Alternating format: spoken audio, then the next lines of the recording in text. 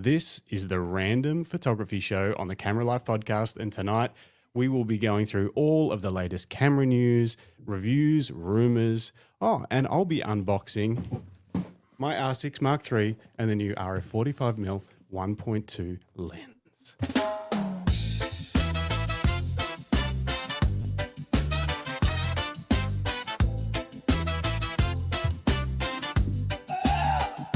Snapping frames, chasing light, shadows dance, day to night, lens sharp, soul in sight, the camera whispers, hold it tight, click, click, moments freeze, time captured in the breeze, yeah. The camera light, the flash ignites, frame the world, see it right, the camera light, you're the light, yeah. Well. Welcome back, everybody. This is the Camera Life podcast, as Justin mentioned at the top of the show. It's a random photography show, and it's the 1st of December, and this is episode 138. You know what, Justin? I was looking at our numbers today because I was in the the back end of YouTube-ness, we're very close to 2,000 subs. We are. We're What's it going sneaking to up take, there. you think? What's going to push us over that line? I think we will hit there before Christmas. I think if we just keep the same strategy we've been using, which is begging Yeah, people please to subscribe. If you're new to the show, make sure you give us a like. It helps out. It lets YouTube know that we're worth sharing, and subscribe. It costs you nothing, quite literally. Yeah. Just hit the subscribe, then hit the bell icon so you get notified in your time zone and all of that sort of stuff. We'll surely do some sort of giveaway when we hit 2,000 subscribers. I don't know what it'll be, but it will do something for sure. Yeah, that sounds good. That sounds Maybe you really can give good. something away. Have you got anything? Just time, plenty of time. Okay. So when we hit 2,000 subscribers, you can get a day of Greg's time. Yeah, come to Melbourne. Yeah. Justin will pay for the flights, and I'll take you on a street walk. Hey, that's actually not a we bad didn't idea. we didn't rehearse that bit. No, that actually kind We of works. we don't rehearse any of this. No. Let's say good You can evening tell. to some people. Yeah. Oh, yeah. Who's, Really. who's in the chat? It's going crazy. Dennis Smith says, unbox this. Is that a sexual joke, Dennis? Who else have we got? We'll take it. We'll take it if it is. Oh, everyone's Why not? names are all messed up. John Pickett is Hey, here. John. Philip Johnson is here. What Hey, else? Philip. Dennis says, it feels like I'm sitting here editing the same bloody video I was last week. I hope not. It's deja Are you? vu. Yeah. It's Groundhog Day, Yes. Dan. I wondered whether the thumbnail of this episode would get some people. So I am indeed going to be potentially selling the R3 if the R6 Mark III can handle the task. So stay tuned Interesting to for the see, testing. Yeah. I mean, the R3 is a beast, so it's I going to be like hard how to you dip your unseat the toes champ. into the clickbait a little. I like how you Just lean a- into that. well, but you're respectful. You're not. Well, what's you're funny not, is you're not Mr. Beast quality. Well, it's factual. It's not clickbait. If it's, I'm really trying. One of them's not. I'm not keeping all three cameras. One of them's going. So I'm either going to sell the one I just bought, or I'm going to sell the one that's a couple of years old, and that's the R3. So, Well, who else is here? Felicity Johnson. Hello from Gornong. Hello. You're not far away. We could probably almost. Hey, I could just walk out Felicity. the front and wave to you, Felicity. David. she's been putting up Liverani is some here. banging images this week. Oh, yes. Prints and stunning stuff. work. Yeah, well, she was selling a prints at a market. We were chatting about that on socials today.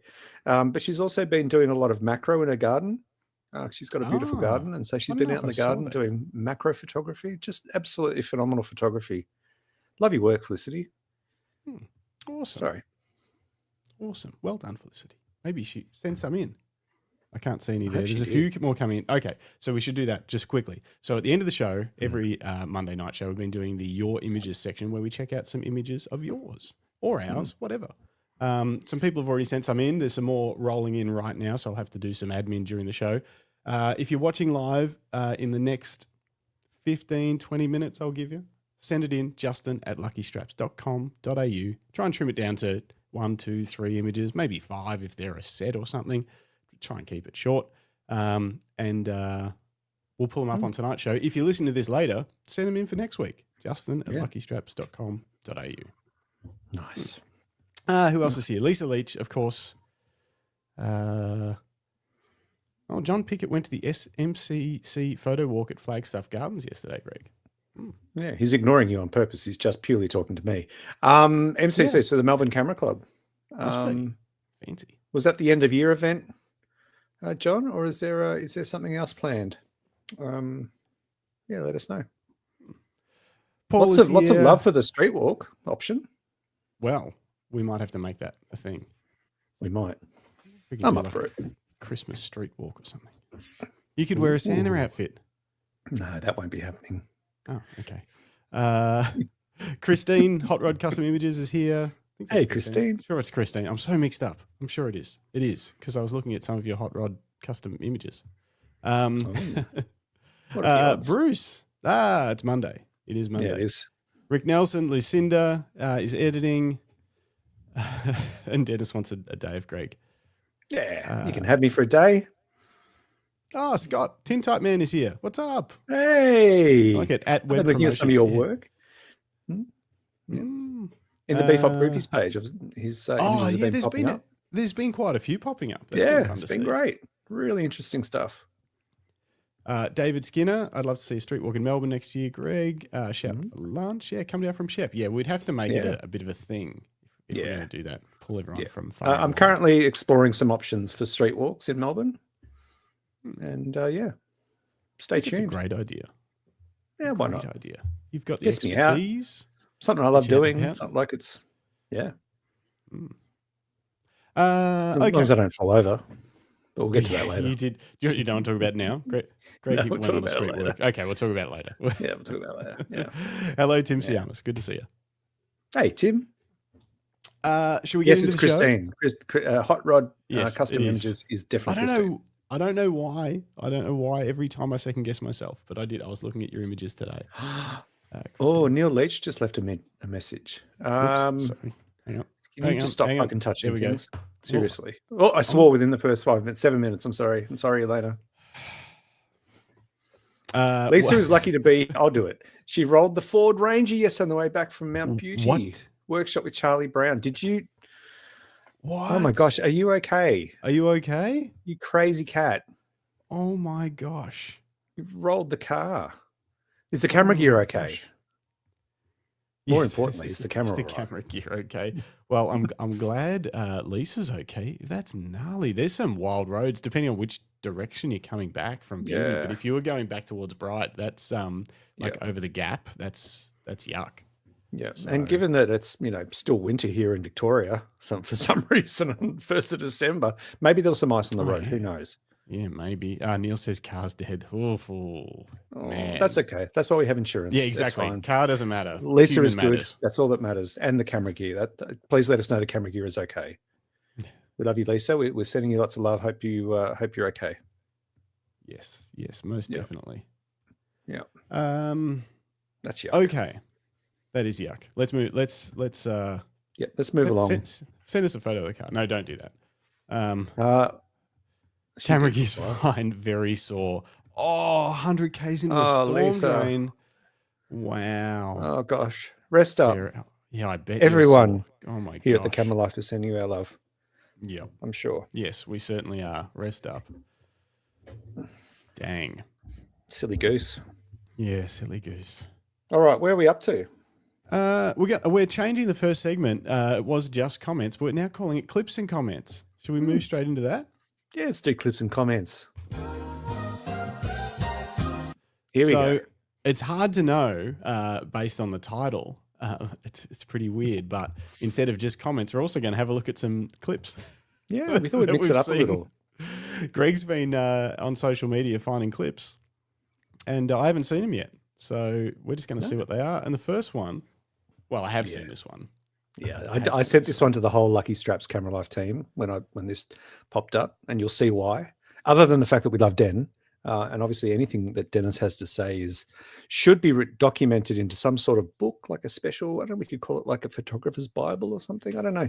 Anyway, roll the tape. Let's see. Let me know if you can hear this or if you can't hear this. Oh yeah. It's this just complete and utter joy that exists inside of me when I light paint. I've held workshops for thousands of people in some of the most amazing locations. And there is this energy that I see come from people when I watch them have the joy of making light painting images. There is some power that exists in that moment. All I have ever wanted is for every single person that has the ability to put a camera on a tripod or the ground and go out and have a go at light painting. I just want everyone to feel that joy. You don't need a fancy camera. You don't need fancy gear. But the more information that I can share and give out about all the techniques that I do, the more chance there is people will go out and feel that joy that I feel. That's right. You don't need a fancy camera. You don't need fancy gear. You just need a black on black Lucky Straps t-shirt to make you look amazing and not reflect anything in the dark. Yeah. Yeah, but that was a pretty cool clip. Like, what a great clip. Aside from the wisdom, yes, he's representing. We don't pay influencers, Bruce. Thank you. Otherwise, you would have a check. We can't afford that. We have no money. You're crazy. Yep.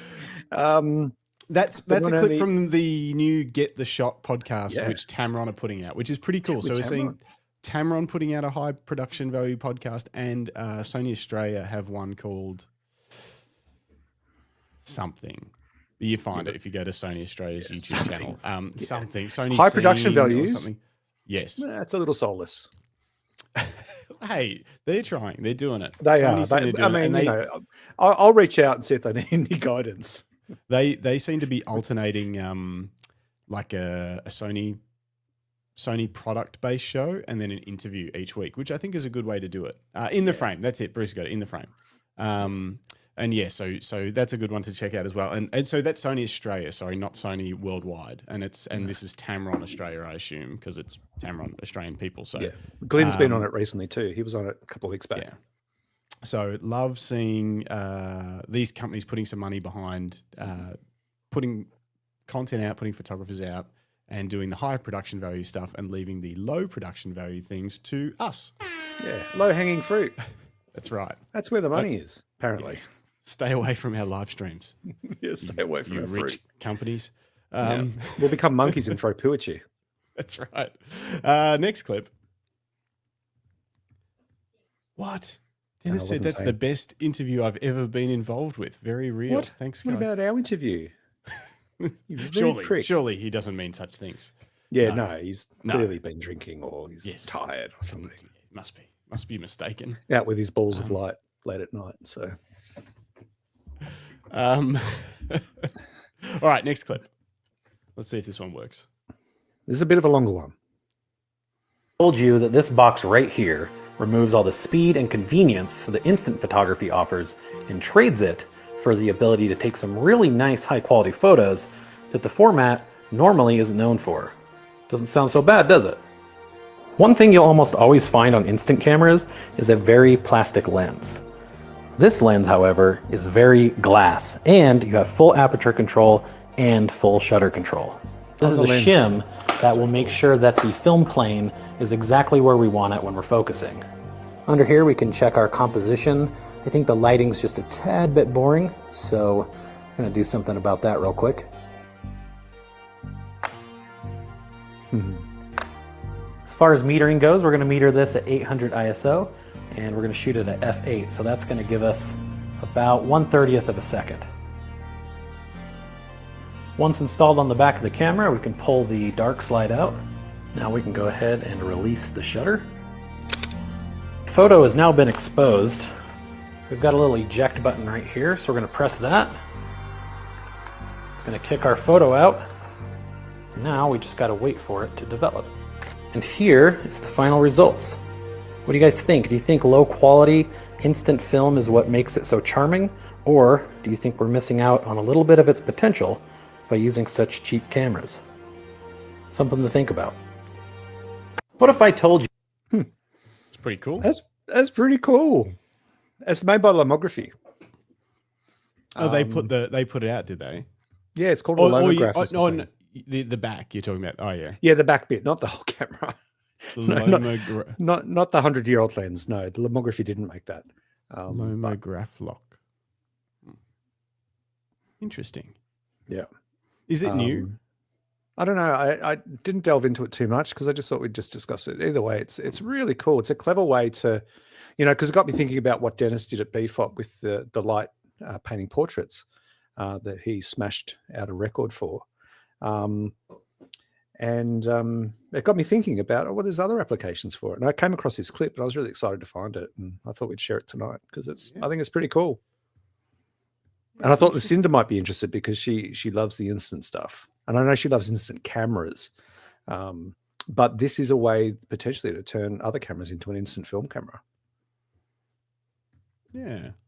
So 4x5 instant back for 237 Australian dollars. That's reasonable. Compatible with all Graph-Lock equipped 4x5 cameras. Shoot affordable Fujifilm Instax wide film. Okay. Affordable. That's funny. Relatively. Okay. Yeah, it's cool. How much is a pack of Instax wide these days? Like $30 or something, isn't it? Yeah, which 10, is obviously 10 slides. Cheaper than shooting medium format, but yeah. But still, I went to JB the other day, JB Hi-Fi here in Australia. For those of you not in Australia, it's like America's Walmart, basically. No, it's not like Walmart. It's more. Anyway, doesn't matter. I went to JB, and I was going to buy a disposable film camera because we've been talking about this sort of stuff a lot recently, and it was $50 for a 27 exposure with a flash. Yeah, like 48 something. And then processing and all of that, and it's like all of a sudden it's not a fun little quick way to go out and shoot film. It's almost cheaper to just go and buy one of those sort of non-disposable plastic film cameras that you can get from the same stores, and just buy a couple of rolls of film or buy them in bulk and spread that cost out, because that's just crazy. Yeah, it's pretty wild. Wild, Dennis would say. Okay, final clip. Yep. Final clip. Let me get this back up. There we go. What do we got for me here? Camera shopping, 1985. That's when I was born, you know. Oh my God, you're such a baby. This is the year of my birth. What was that? I was 12. Let's see what it's like. Thanksgiving may be the next holiday after Halloween, but in terms of gifts and shopping, it's time to start thinking Christmas. Towards that end, we've come to look at a continuously popular gift idea, a camera. Cameras are a better deal than ever these days. Still, many folks feel like they know nothing. I don't know anything about them. If you're one of those type camera shoppers, there's more good news. Competition among camera makers has kept prices low and features high on simple 35mm cameras, many selling in the $100 to $120 range. Auto wind, autofocus, auto exposure, auto flash. The camera does much more for you. It's literally to the point where all you're going to have to do is put film and batteries in them, and they'll do everything else for you, including focus. You just push one button and the camera does it all. Some have more than just that one button. Bump the price range up to about $200 and you get even more features. Liquid crystal, anyone? Show you that you have film in it, and tell you the exposure number that you're on, the speed of the film that you're using, how many exposures are on that roll of film, and if the film is advancing through the camera properly. The nice thing about the autofocus do-everything cameras is that they use 35mm film. And short of interchangeable lenses, the cameras do most everything else that the big guys do. The picture quality is going to be much, much better. They will have the capability to do enlargements with the pictures if they like them, 8 by 10, 11 by 14. Just in general, there's a much more variety of film that can be used, better quality pictures. And they still don't cost much. And they don't cost that much now. If you want to spend a little more and get a more traditional 35mm camera, you'll find there too some of the do-everything features from the smaller cameras are starting to show up. Example, this Nikon with built-in motor drive runs about $250. But the 35 that's taken the market by storm is this Minolta Maxim, price about $320 to $330. It's the first 35mm single-lens reflex camera with automatic focus. Green light. They literally locked themselves in a room and said, let's come up with something new. And they did, and it is a very good camera. Thanksgiving may be the next holiday. I love that so much. Isn't that cool? I thought you'd like that. Is that was that one of an early advertorial, they might say? Do you think someone paid to have that thing featured on the news? Maybe, yeah. Maybe it was the store or something. But I mean, we didn't see the end of it. But I don't know whether that was the thing back then. But really cool, like really, and The thing that I always love about watching old stuff like that is the voiceovers Yeah. and the way Yeah, that language is used and the way that, tone and pitch are used to promote product or talk about something. It's really interesting. It's so good. Yeah, but look, yeah. everyone wants where do I buy them in Halter? Everyone wants all the cameras in that. They're like, oh, I'd have that. Yeah. Yeah. We're pretty crazy. It's so great. What was that? So that was 40 years ago. Yeah. Holy shit. Don't say that. I'm old. You're old, Justin. I am old. You're not Philip Johnson old, but you're old. I'm No offense, old. Philip. Love you. I'm not Greg Cromie old. No, you're not. No. My hearing's going. And I had a fall, but we'll get to that later. Your hearing's going? Yeah, it is really fast. Really? Yeah. Oh, that's not good. Yeah. Oh, all the man. family, they all pick on me and make jokes that, that I didn't That hear. you can't something. hear. Yeah, they can't hear. I can't hear the jokes. So that's all right. My sensibilities aren't hurt. Should we talk about there wasn't a lot of comments when I went through them. In the past week, no. In the past week. I went back a little bit, but I think we'd already covered some of them. Yeah, I think the only one here, I won't even pull it up. There wasn't much going on in the past week. Actually, there's a couple. One on Louise Sedgman's interview from episode 126 a few weeks ago, The Art of Equine Photography, but we talked about so much more. At Inaj Photography said, great interview with Louise. I'm going to have her on my podcast next week, so I'm excited to hear more from her. Oh, cool. I'll have to check that out. Yeah. A new podcast. Yep.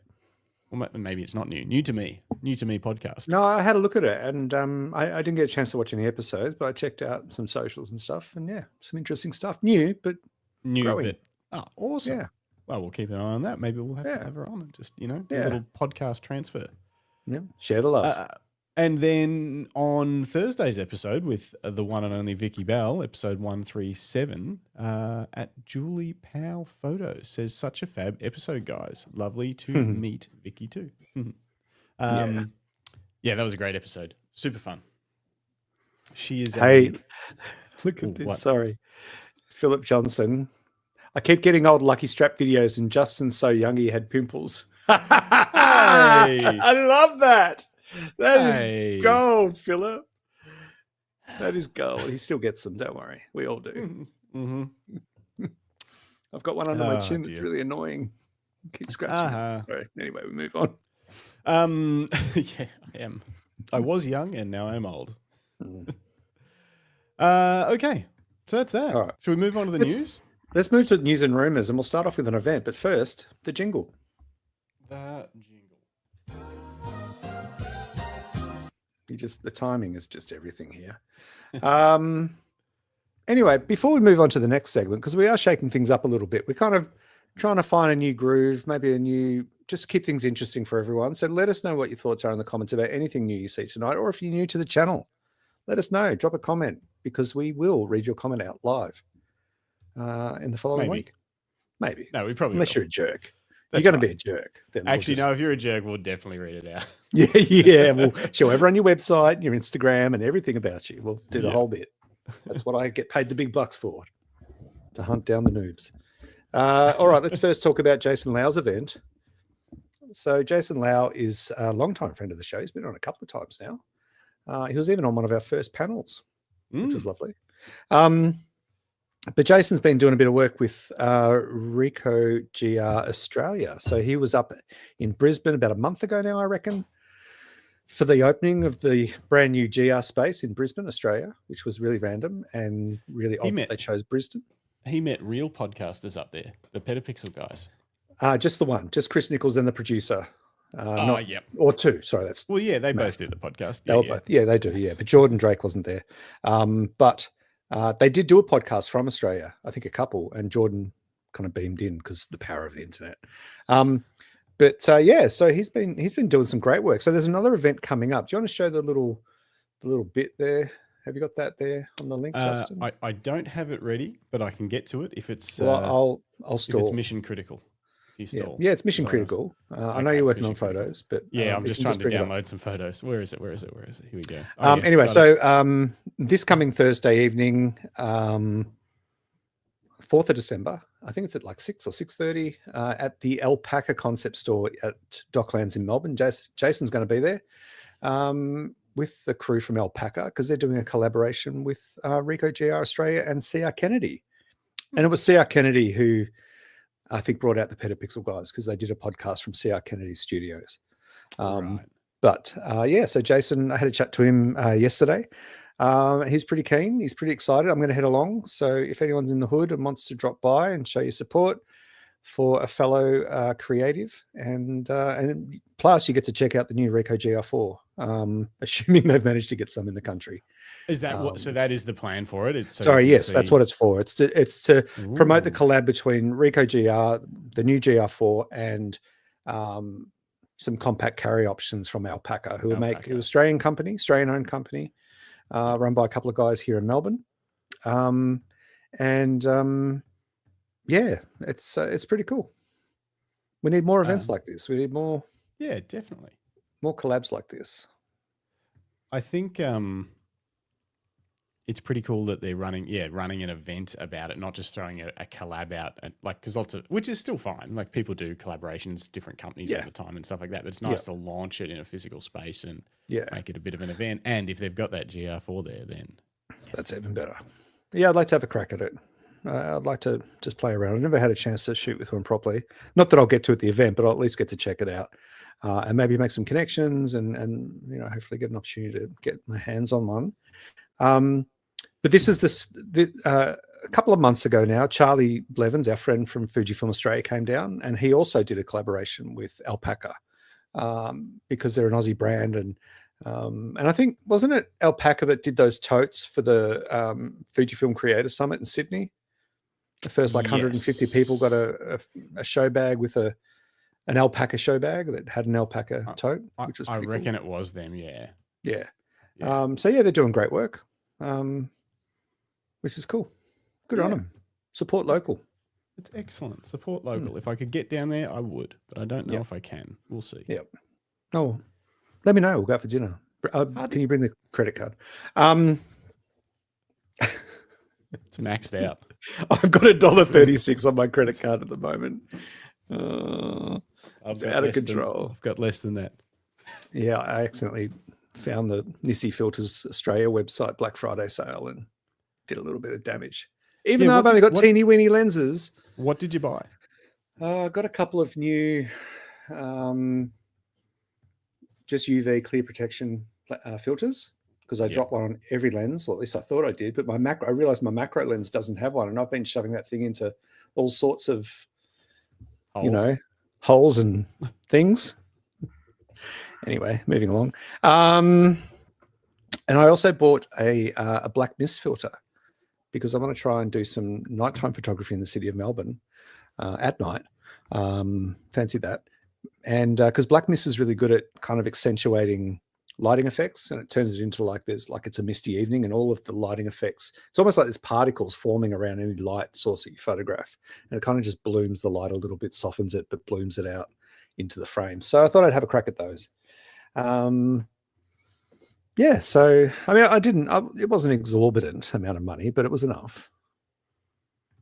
It adds up. Those filters add up quick. It's very I'm the same. If you go there for a couple of protection filters and then I might need a new VND or something for a certain size lens, and then you're like, hang on, this is $500 shopping cart.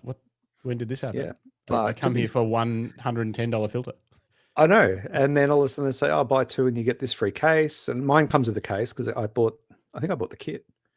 Yeah, I bought a kit. It comes with like a 1/4 and 1/8 black mist filter for my Fujifilm 23mm f2, which I'll use at night, which is cool. But it comes with a case to hold the filters, which I appreciate. I think that's really important. But yeah, and like Brucey said, sorry, We're both I won't touch anything. I'm stepping away from the button.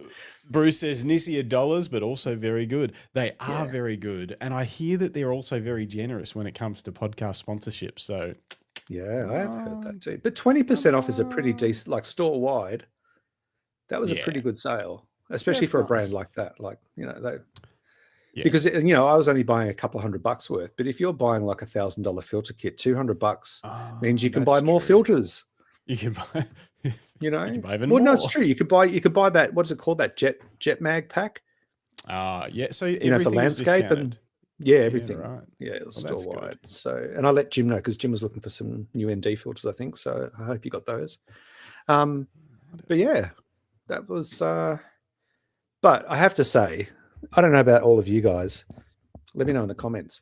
But the amount of sales emails for Black Friday, Yeah. like some brands, I was getting 2 emails a day and a text message. Yeah. We didn't end up doing a Black Friday sale.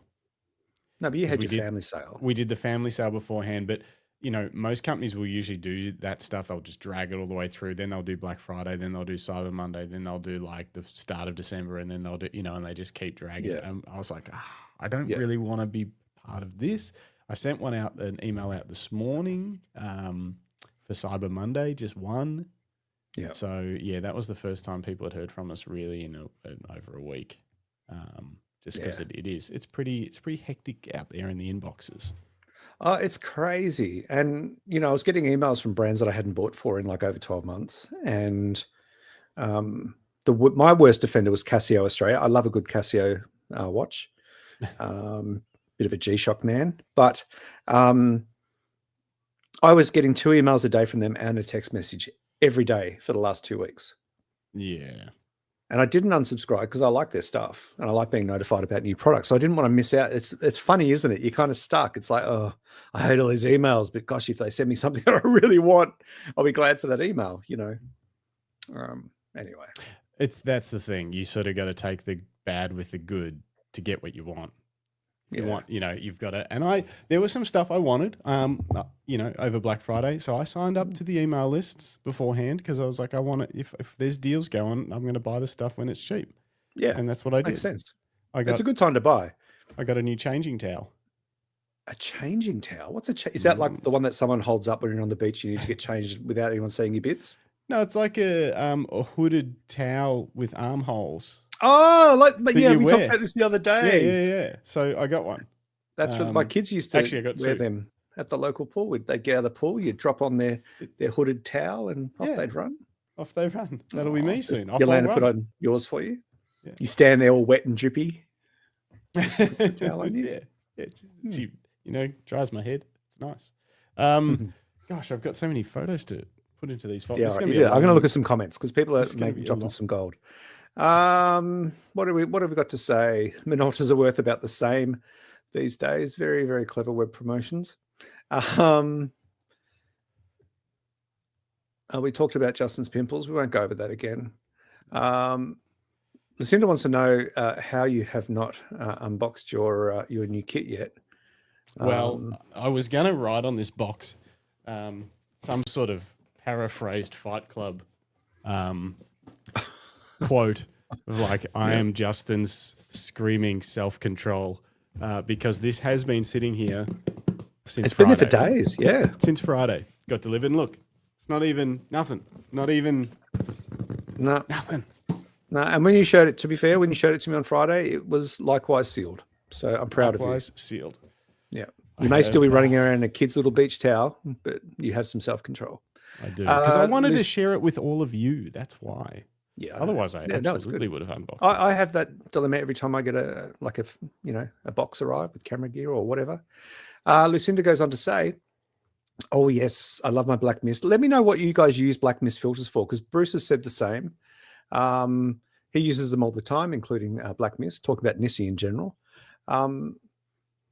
Felicity won that's right. The Felicity won the Nissi Jet Mag kit at BFOP. That's a good win. Bloody it's good like prize. $700 worth, probably. Yeah, nice one, Felicity says. Says Bruce, and Dennis has said, Black Friday is bullshit. Insert rant about damage to small business. Yeah, it's a fair call. Yeah. That is a fair call. Not an ideal time to be a small business. That is for sure. And David Leporati wants to know if I'm made of money. No, I did not buy the Nissi macro focusing rail as much as it is tempting to upgrade my macro kit. But to be fair, I haven't been out for a couple of weeks. I've been loving street photography, although I did have a fall, and we will get to that later. Yes. We need to hear about this. We do need to hear about the He fall. was saved by a Sony man. I was saved by a Sony shooter of all people. Can you imagine how embarrassed I was to have a Sony shooter lift me off the ground? It was strong too. Manly Was hands. he? Yeah. Got to carry all those G Master lenses. So he's like all of his little fingers have like biceps. Did he have a soul though, or was he just technically functional? No, he was pretty sweet. Yeah. Okay. He was really nice. Anyway, we'll get to that. It was more of a camera joke, but anyway. Yeah. Yeah, I know what you were going with, but I didn't know how to respond. Should we get some news going? Let's get some news going. All right. Let's talk about Canon. Yeah, let's talk about why it. not? They're the star of the week at the moment. So the rumor is Holy Trinity of 2.8 STM zoom lenses are on the way. They've already released two of that proposed rumored Trinity of I own both of them. You do. The 28, no, it won't focus. Come on. The 28 to 70, 2.8, and the 16 to 28, 2.8, and I use them. So the 16 to 28 is filming me right now. So I can do this, and you can see my messy office. Or I can do this. Yep. Nice and close. And then the 28 to 70, this is a gold street photography lens. You can just go right from 28 to 50 is where I'll use it if I'm just wandering around. And then if I need to punch it just a little bit closer, you just got a little bit of reach, but that's kind of rare. Yeah. I think it's cute that you think a zoom is a street photography lens, but no, you go on, you do you. What's that guy's name that uses a zoom lens that's done John street photography? John Street, that's right. Yeah, his photos are fucking awesome. He's misguided. So. He's misguided also. How about that? I love you, John. He's just got back from Japan. He just spent like a week or something in Tokyo shooting street, doing nothing else but shooting street. We should find out if he took a zoom lens over there or not, or if he's not a real street photographer. I might challenge him on that. Anyway, so this Holy Trinity, are they still talking? Because we talked about this rumor a while ago. Basically, something that's going to be at 70 to 200-ish. But there was rumor that it might. Size. Yeah, maybe because these are smaller. You know, instead of being a 24 to 70, it's a 28 to 70. Instead of being a 15 to 35, it's a 16 to 28. And I wonder whether they'll do something like that to... What do you think it would be? Well, I feel like something like an 85 to 150 or 180 or whatever would be fine. But based on the fact that this goes 16 to 28, 28 to 70, I'd be very surprised if they leave a gap. It'll be 70 to something. And but not 200, surely. No, I think 150 is a good guess. I think if they did 135, it might not be enough. It might be just a little bit 70 too limited. to 135.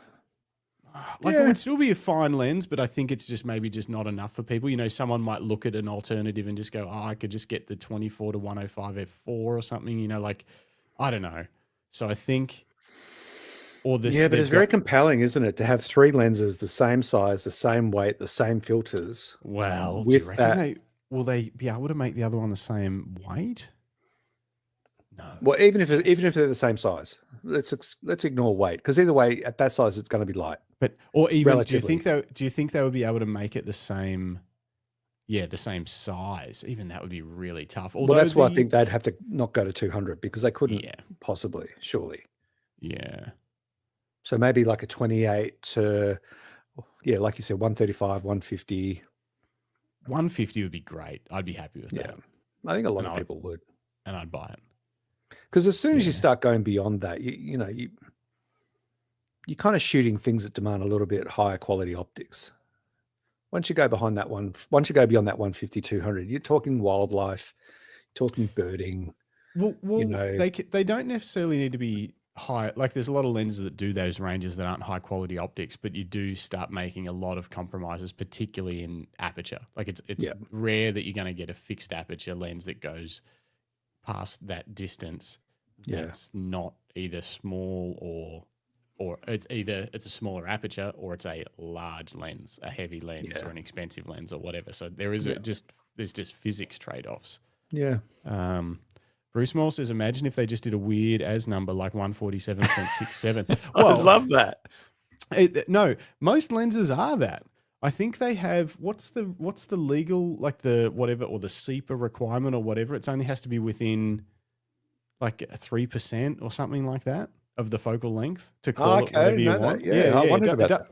It doesn't have to be on the dot. It has. So like I'm pretty sure a lot of the lenses aren't exactly what they say they are. Well, you've seen that yourself when you compare, like you've compared like a 14mm to a 16mm, haven't you? And they weren't that like before in-camera correction. They weren't. No, it wasn't that. It was something else you tested. When you went up the hill and shot that big old mining rig. Oh yeah, so yes, and they're all way wider than what they're advertising, and then basically with image correction, it brings it to the focal length they're advertising. But yeah, when they went before all that stuff, you know, when brands were selling in the 90s a 28 to 70 lens, there's a solid chance that it was 71mm or 69mm. Giggity. Diggity. So, all right, what's our next news article? I can keep hoping for that lens. Let's see. That's terrible. I'll buy you it. can. Be interested to see what they do, if they do anything. Yes. Let's talk Fujifilm because, you know, it's been a hot minute. Okay. I was waiting for a special jingle. Of course, there isn't one. That's just in my head. Let's talk about, I know I've put these in the wrong order. First, let's talk about the Viltrox X100 conversion lenses. Mm-hmm. Which is the second one in the list. So Fujifilm already makes, so if you own an X100, Fujifilm X100, fixed lens, 23mm f2, little compact shooter. What's funny? Oh, just the ads. Black Friday ads. Crazy Look at on it. this thing. It's It's shocking on here. I'll try and go in like that. There we go. All right. So Fujifilm already make their own wide and teleconversion options. So when you buy an X100, you have to buy a special, like a lens mount adapter. So you can add things like a special, so you can add a filter. 2, so you can add a hood, a flared hood. And 3, so you can add these teleconversion lenses. Now, the Fuji ones have always been incredibly expensive. Granted, I mean, they're Fujinon glass. They're not cheap throwaway things. They're proper lenses and they're corrected. And when you attach one of the Fuji branded conversion lenses to your X100, the camera recognizes it and then makes adjustments to accommodate that, because obviously everything changes in terms of what you see and what you shoot. So Viltrox have just announced that they're coming out with their own versions, which is really interesting. So again, remember that this sort of camera is a fixed lens camera.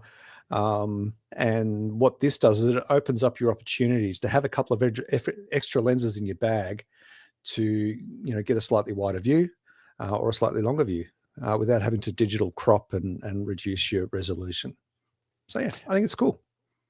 You know what camera brands should look into doing? Instead of having to add these weird adapters onto the front of the fixed lens camera, imagine if they made it so you could actually take that lens off and swap it with a lens that was made specifically for that focal length, instead of just trying to. You mean like an interchangeable lens camera? Yes, that'd be fucking amazing. But just for that, like a really dedicated mount. Yes. So not the same Fuji mount, an X100 mount. No, just the same Fuji mount. Anyone buying these should probably have just bought an interchangeable lens camera like the XE5. You're an idiot. I am an idiot. I'm sorry. I shouldn't have done that. No, that was funny. It's good. You had me going. Especially, look, these are probably a great solution because they're going to be priced a bit more affordably. The Fuji ones, yeah, if they're like, if you're talking lensy kind of prices, yeah, they are. You start to question like, what was I thinking when I bought this fixed lens camera?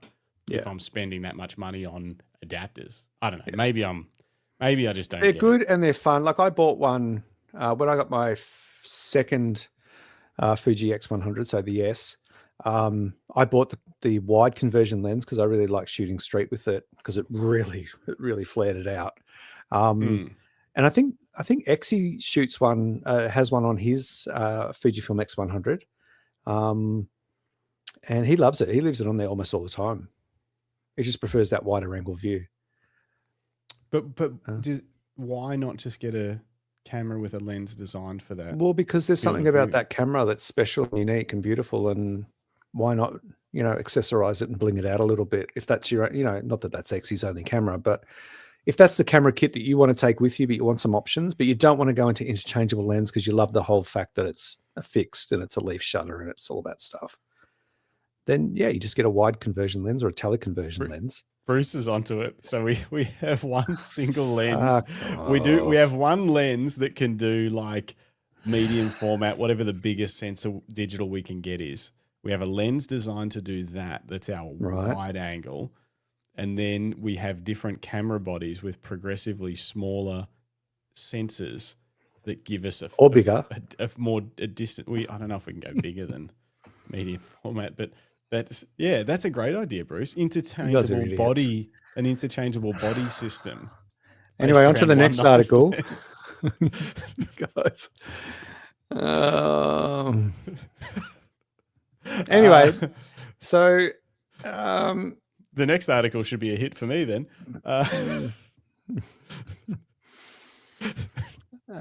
So now someone's doing that for the GFX 100 RF. So you've spent $9,000 on the GFX 100 RF fixed lens camera without IBIS instead of buying a GFX 100 S2, but you can buy a big screw-on lens for it. Or can you, or is this just a maybe? It's been announced. I don't think it's ready yet. Is it a Fuji thing? An official, like a Fujifilm? No, I don't think it is. No, it's Viltrox. Viltrox, this one. But there's also one for the Ricoh GR4, which has just been recently announced. And I think you can, it's already available at B&H. And Adorama. Hang on. It says it's Ricoh. The Ricoh, as in that someone's using it. What is this? I don't understand. Is it designed for it? What's going on here? Why is B&H verifying I'm a human? Let's see, Amazon. They don't care. So, yeah, they do one for the Ricoh GR as well. I think they're using that one. They are. They're using the GW4 for the... that doesn't make any sense. Yeah, it doesn't make sense, does it? Anyway. But it must fit. I don't know. Anyway. Yeah, it's weird. Crazy. So, yeah. It is crazy. It's a crazy world, Justin. Interchangeable lenses for fixed lens cameras. It's brilliant. I couldn't have thought of it myself. No, you couldn't have. Let's talk about some Sony news, shall we? Yes. All right. Ooh. So there's a hot rumor that tomorrow Sony will well, there's two announcements coming up. We don't know whether they're going to happen together, but Sony will soon announce a 16-28 f2 GM lens. That's and if any of you shoot with Sony GM glass, it is smashing. Pardon the pun. Well, so this will finalize the f2 zoom Trinity that already includes the Sony 28-70 f2 and the 50-150 f2. So they really, like, Canon come out swinging and said, we just made the first f2 zoom lens, 28-70. Yeah. And then Sony looked at that and went, that's cute. Not only can we do that lens lighter than you've done, but we can also build out a full trinity of f2s before you even release a second one. Yeah. Well played. Well played, Sony. It's pretty cool. Yep. And the other bit of news... Assuming the rumor is true, sorry, by the way. Assuming the rumor is true, that's fair. I'd be very surprised if it wasn't, because they were able to pull off the other two lenses. So 16-28 is a pretty pretty solid. And full frame 16-28 is a really, very heavily used focal range. And an f2, well, that's just sweet. That sweetens the deal so much, especially in the full frame world. And obviously they're also, and then obviously also the A7 V that we've talked about many times. We have. So that's tomorrow, according to the rumor. It is tomorrow. Okay. Apparently it's going to launch on the 20th. They'll announce the launch of it tomorrow, or on the 2nd of December, wherever that is for whoever's doing the announcement, whether it's Japan or America. It'll be Japan probably. Yeah. So whatever that works out to be. And that will be the direct competitor to the Canon R6 Mark III that we'll be unboxing very soon. Yeah, in just a few moments. Mm-hmm. Hold tight. We're almost there. We're almost there. And the final little bit of news, just in the other category there, is that Apple's new holiday film was shot entirely on the iPhone 17 Pro without AI. Well, as far as we know. Because didn't we talk about that last week? There was someone did an ad without using AI, with using AI, and then someone did an ad without using AI. No, it was Sony. No, I'm so confused. It was Coca-Cola. They did their holiday ad with AI. Yeah, they made it entirely with AI or whatever. Yeah. But yeah. And it had some So- stupid amount of prompts. Yes. I'm sure like other big productions have been shot entirely on iPhones before. Yeah. It's a common thing. It's usually though, like it's obviously it's a testament to how impressive they are. But they're all lit and, you know, shot by absolute weapons of film. Yeah, there'd be gimbals and stability and all that sort of stuff. It's not like you just pull it out of your pocket and controlled lighting and everything, and the camera becomes a little bit secondary in that. But the iPhone is very capable, so pretty cool. I haven't actually watched it. I don't know if it's any. Yeah, it's all right. It's a bit boring, but you know, I prefer the AI stuff. But no, Greg. Well, that's the end of the news. That's the end of the news. Well, I guess it's now time for it's time.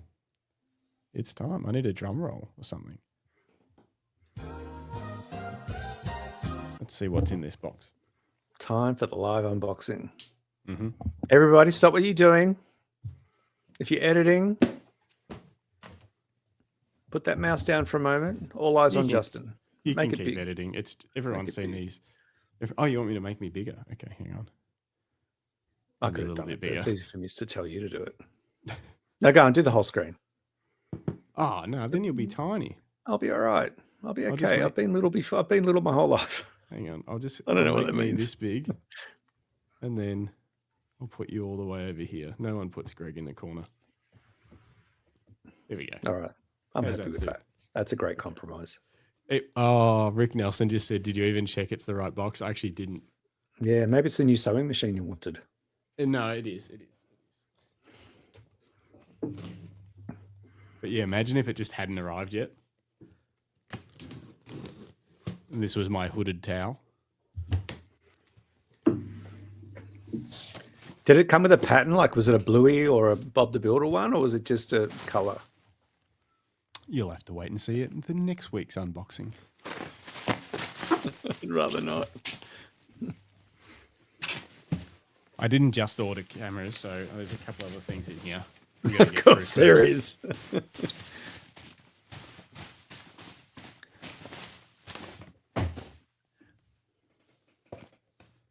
Been waiting for this for a little while. This is the I've tested one of these. This is the DME1D digital microphone from Canon. Apparently it's not amazing, but it's pretty good. I've tested it, and I decided after killing my Rode Video Mic Pro Plus, this was going to be my best option because I'm sick of the little dangly cord. This provided good enough. Good enough. So anyway, pop that over there. What else? I got some paper for my printer. Talk about that in a minute, but I've been having trouble with my printer. Yeah, I want to get an update. So I thought I'd buy some cheap Canon paper to do some more For testing. testing. Yeah, good idea. Well, and obviously they've got all of their profiles and stuff built in. So I thought for some calibration purposes, I got some Photo Paper Pro Luster, just some classic That's old good. luster. I like that word, luster. It's a good word. And Photo Paper Pro Platinum, which has the nicer looking packaging, which is always good. It's like Christmas morning for little Justin. Yeah, you need to be. He did. Rick Nelson didn't say little. I added the little. But you need to be doing this in your new bath towel. Like you just unpacked it under the tree. All right, there's the 45mm RF STM. That we'll save that for in a minute. Yep. Okay, here it is. You know Here's what? a I was very, thinking very. about? Oh, hang on. Here's an important. Here's an important announcement from the real boss of the Camera Life podcast. Yelena says he doesn't get anything for Christmas because he buys it all for himself all year long in caps. I see it. I see it, Yelena. I see your pain, and I'm here for you. If you need to debrief, if you want us to stage an intervention, we can do that. I'm sure we can get lots of members of the Camera Life podcast to come along and stage that intervention with you. So anyway, you go ahead, Justin. Enjoy your unboxing. Might be your last. All right, Always back to snorted. me. Come on. Sorry. back to me. It's the R6 unboxing. R6 Mark III. We get to see whether Canon have leveled up their packaging, because if there's one thing I think is if you're spending $3, $4, $5, $6, $7, $8, $9, $10, $11,000 on camera gear, whatever that might be, Canon R1, for example, or anything even lower, the box could be better, but we'll see. Maybe they've leveled it up. Is that because they've moved to recycled materials, or? No, they've always been crap. Ah, okay. Like if you know, there are Bluetooth speakers that you buy that have nicer packaging than Nikon, Canon. Packaging has become an afterthought. There's no unboxing experience. There's no nothing. And I just think with the way photography's heading, if you're investing that much into a system, like it doesn't even have to be packaging that is more, you know, like less environmentally friendly or anything like that. Yeah, no, of course not. You can just take more care. We put more effort into the packaging that our camera straps come with. Yeah. That have a little card, a little handwritten card in there. There's a little bag, and there's a little cotton bag and little cotton bag. With, you know, some stickers. Like, are there any Canon stickers in here? Probably not. Not a one. There could be. There could be. There could be Canon. Let me do your packaging. Imagine if you put all of your Canon stickers on all your purchase stickers on the back of your car, you wouldn't be able to, your back of your car would be like, the wheels would be sinking from the weight. See, this is, Bruce says, the Sony cinema boxes are just yellow with black text, so generic for a $10,000 investment or more. Exactly. And it's like, yes, they're a tool, but that doesn't mean you can't make the person feel like they've just bought something that is powerful and creative and high end. And Lucinda also wants Canon stickers. Yeah, exactly. Yeah. We should do cool. You know what? We should start a camera shop where we repackage everything with our own packaging. Obviously, it would be more expensive, but people get a better unboxing experience for $50 more than whatever you buy. It's $50 more, but you get a better unboxing experience. But you know what we should do? It'll be a bit like pet photography. Like we'll set up a little studio with a table and nice lighting and a nice comfy chair, and you can go and buy the premium box product and then unbox it, and we will film it for you so you've got a lasting memory of that unboxing experience. We'll do ASMR cuts. We'll do clips for you. I'm onto something, really, aren't I? Hang on a minute. Do we have a new manual? Are they finally shipping? Are they finally shipping manuals again? No, it's a getting started booklet in 1,000 languages. So there's actually 3 pages that are relevant to me.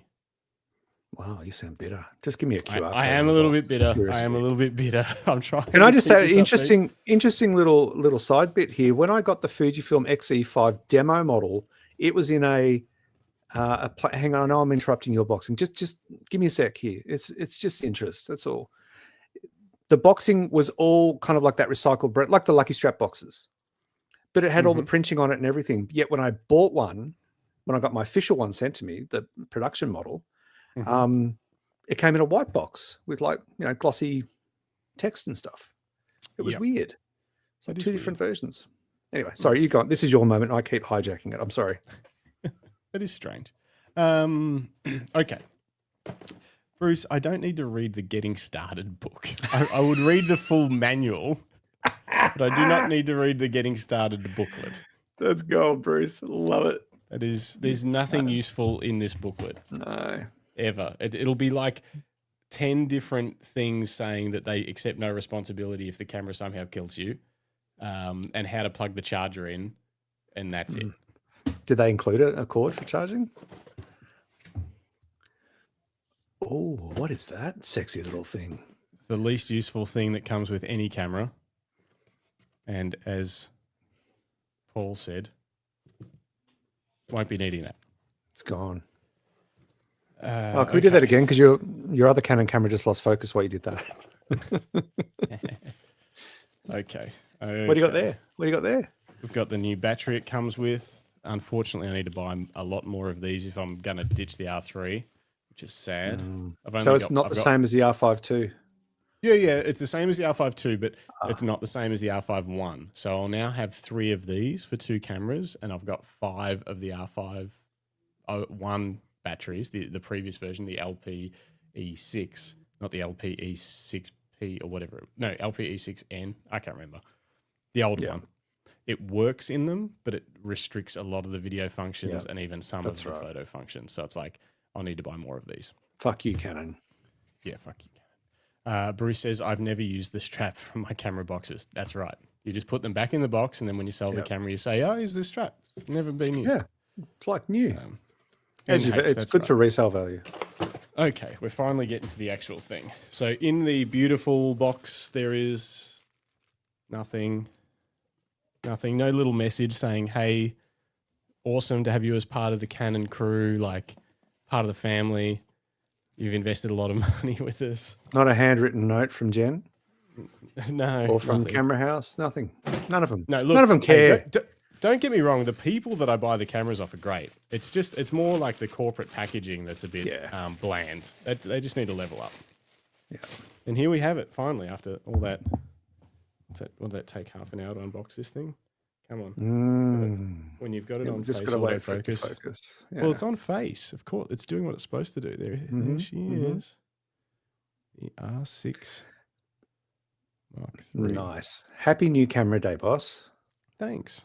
I'm really happy for you. I mean, we all make purchase mistakes, but I'm really happy for you. I'm immediately seeing, obviously, very familiar control layout to the R5 Mark II. You know, we got the power stuff over this side and the photo video switch over that side. But obviously the difference, the R5 Mark II has a screen up the top. Whoop, over this side. Can't do anything. It has a screen. This one's got the mode dial, which I actually think will be fine for the way that I work. I don't think it'll be a major bother. Yeah, well, you shoot this in auto.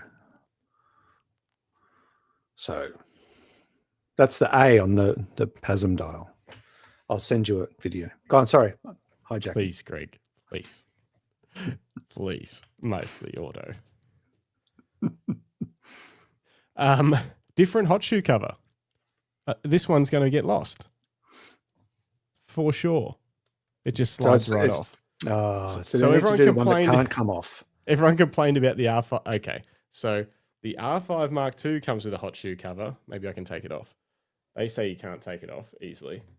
There is a technique to it. I just took it off with one hand and it's far better. Let's see if it fits. Let's see if it, is this thing going to focus at all? Probably not. You will lose that very quick. Yeah, that one just slides off. Let's see if this one fits. No. Don't get it stuck on there. It fits, but not the same way. It's a different. So the hot shoe sticks up higher. The hot shoe surround sticks up higher, so you can see. See how this isn't sitting flush? Like, yeah, because it dips down a bit. Because it dips down. So the rubber, like the weather sealing, isn't sort of sitting flush. That's why they haven't used the same one. I don't like that. Why wouldn't they just make all that the same? So yeah, you can see there's ridges. I can't see how it's raised up. The other one's flush with the body.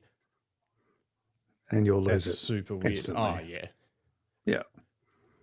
I've got a whole bag of those for Fuji cameras somewhere. I just keep buying them in case. I'm going to have to glue it in. Bruce wants to know where the crop dial is. There is no crop dial.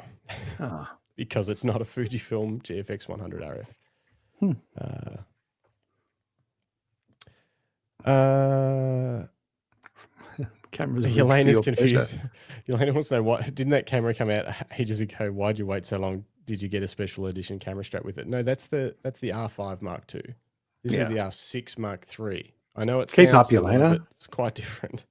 They are quite similar, Yelena. Very little difference. All right, who else has said anything? Already set to auto for me. Yep. Look, no. It's actually got a slow and fast, or whatever that's called, SNF button. Slow and fast? I thought it was slow and quick. What's that for? It's a burst video modes thing. No. It's like for shutter speeds, like your shutter angle, and being able to go okay. Fancy. slower, That's very fancy. slower than your shutter. Bruce will explain it. But I'm pretty sure it's S&Q on Sony's. We don't have that on Fujifilm. That's like a pro feature. Yeah, looks the same as the Fuji X-T5 hot shoe cover. Lost mine within a week of having it. Christine says exactly. Yeah. And Rick says the body is mostly the same as the R6 II, just slightly different. Yeah, it's just ever so slightly different. Have you shot with an R6 before? Any of them? No, I've had my hands on one, but I haven't owned one. So Yeah. this will be the first. The R3 was really like a similar sensor size and stuff, but just with far better everything than the previous R6 Mark IIs, whereas this being a 33 megapixel camera is a little bit of a different proposition. Instead of 24, it's a much closer in resolution to the R5 Mark II. I'm really keen to test high ISO between the R3, the R6 Mark III, and the R5 Mark II.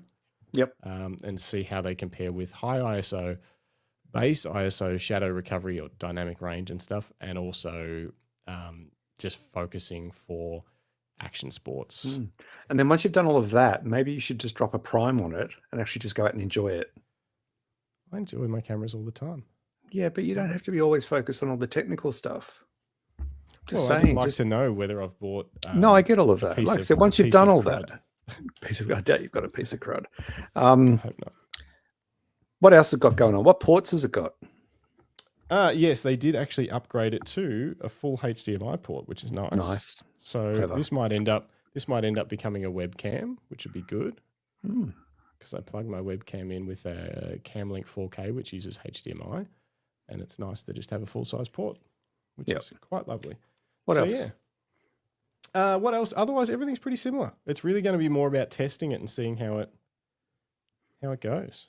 How does it feel in the hand for you? Very much the same as the R5 Mark II. I'll be able to do, when I can get that camera off the mount, when we're not on a live stream, I'll be able to hold them and just see if there is any difference, but it feels very similar. Eye relief is similar, I think. Maybe similar, or if not just slightly less. And what sort of cards does it take? Does the battery come charged? It does not. Well, that's sad. It takes the same as the R5 Mark II, which is a CF Express Type B and an SD. Okay. So, dual slots. Nice. Congratulations. Two different slotties. Yeah. Love a good slot. Greg. On a camera. Jesus, you were so filth. Gosh. Paul Henderson wants to know if they have a fixed lens version of that. You can add a teleconversion lens onto it. Yeah, we'll see. Maybe that'll be next. Yeah. If you really jam the lens on there, well, bit of arrow dart. We dragged that out long enough. I will be doing testing. So if you're watching this show later on and you found this hideously boring, you can ask me anything in the comments and I'll test it. If there's something you want to know into every episode, if there's something you want to know about the R6 Mark III, comment below or jump on one of the future episodes and just ask me. Tell me, what do you want to find out? You can even call. How does it compare? Yeah, you could just call in. Next week, just call in and ask me a question. I'll test it live on the show. If I can. We'll figure it out. Okay, next segment is the next unboxing. Big day for you. Big day. Bad boy. This is the coolest thing. The R6 Mark III was kind of essentially what it was supposed to be, whereas the RF 45F 1.2, I even said when this was rumored, I was like, they're not making that. They just won't make that. I said, no, they won't make that. It's crazy. Yeah. And they've done it. They've already made another 50. Like they made 50, then they made another 50, and they made another 50. Why would they make something that's just another 50? It is interesting, isn't it, that they've dropped it to 45, like with that, like we saw with that rumored Trinity, where they've changed the focal distance just slightly so they don't have to expand the size of the barrel of the lens or extend it. And that's what they've done here with the 45. To make it a 1.2, they've actually dropped 5 mil off the focal range in order to squeeze it all into such a compact form. No one asked them to do that. They just decided to do that. I really should have changed the autofocus settings on this camera before we did this particular show. Off face and to something else that's very hard to do where it's currently mounted. So I'm sorry about that. Yeah. Look at it. I mean, it is light. It is very light, especially for the size of the lens. To be honest, the lens is slightly bigger than I thought it would be. Really? Slightly. I thought it would be slightly. Okay, so grab a 50. Here's the first comparison. The RF 35 1.8. That's a nice little Also, lens. so this is an STM lens. Come on. So it's an STM lens, but it's got image stabilization as well. This one has no image stabilization. Come on.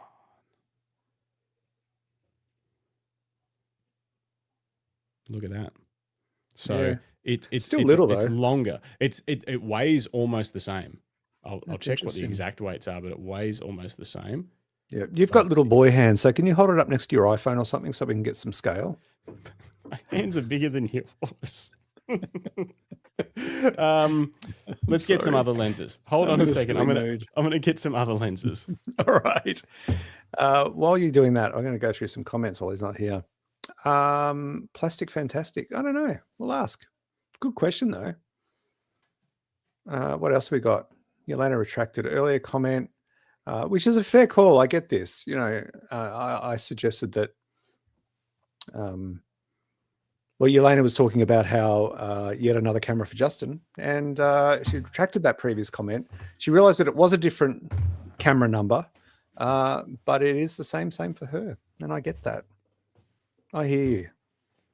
You are seen. Bruce's comment's a little too rude to play on air. What did you grab? All right. Okay. I grabbed all the 50s, except, so my EF 50 1.2 is currently at Jim's house. So I don't have Jim my again. I don't have my EF 50 1.2, which will be a great comparison because some people said that maybe they're similar. I have a feeling it won't quite live up to the EF 50 1.2. But there's been speculation. I had that lens when I was a Canon shooter. That was like the best lens I ever bought.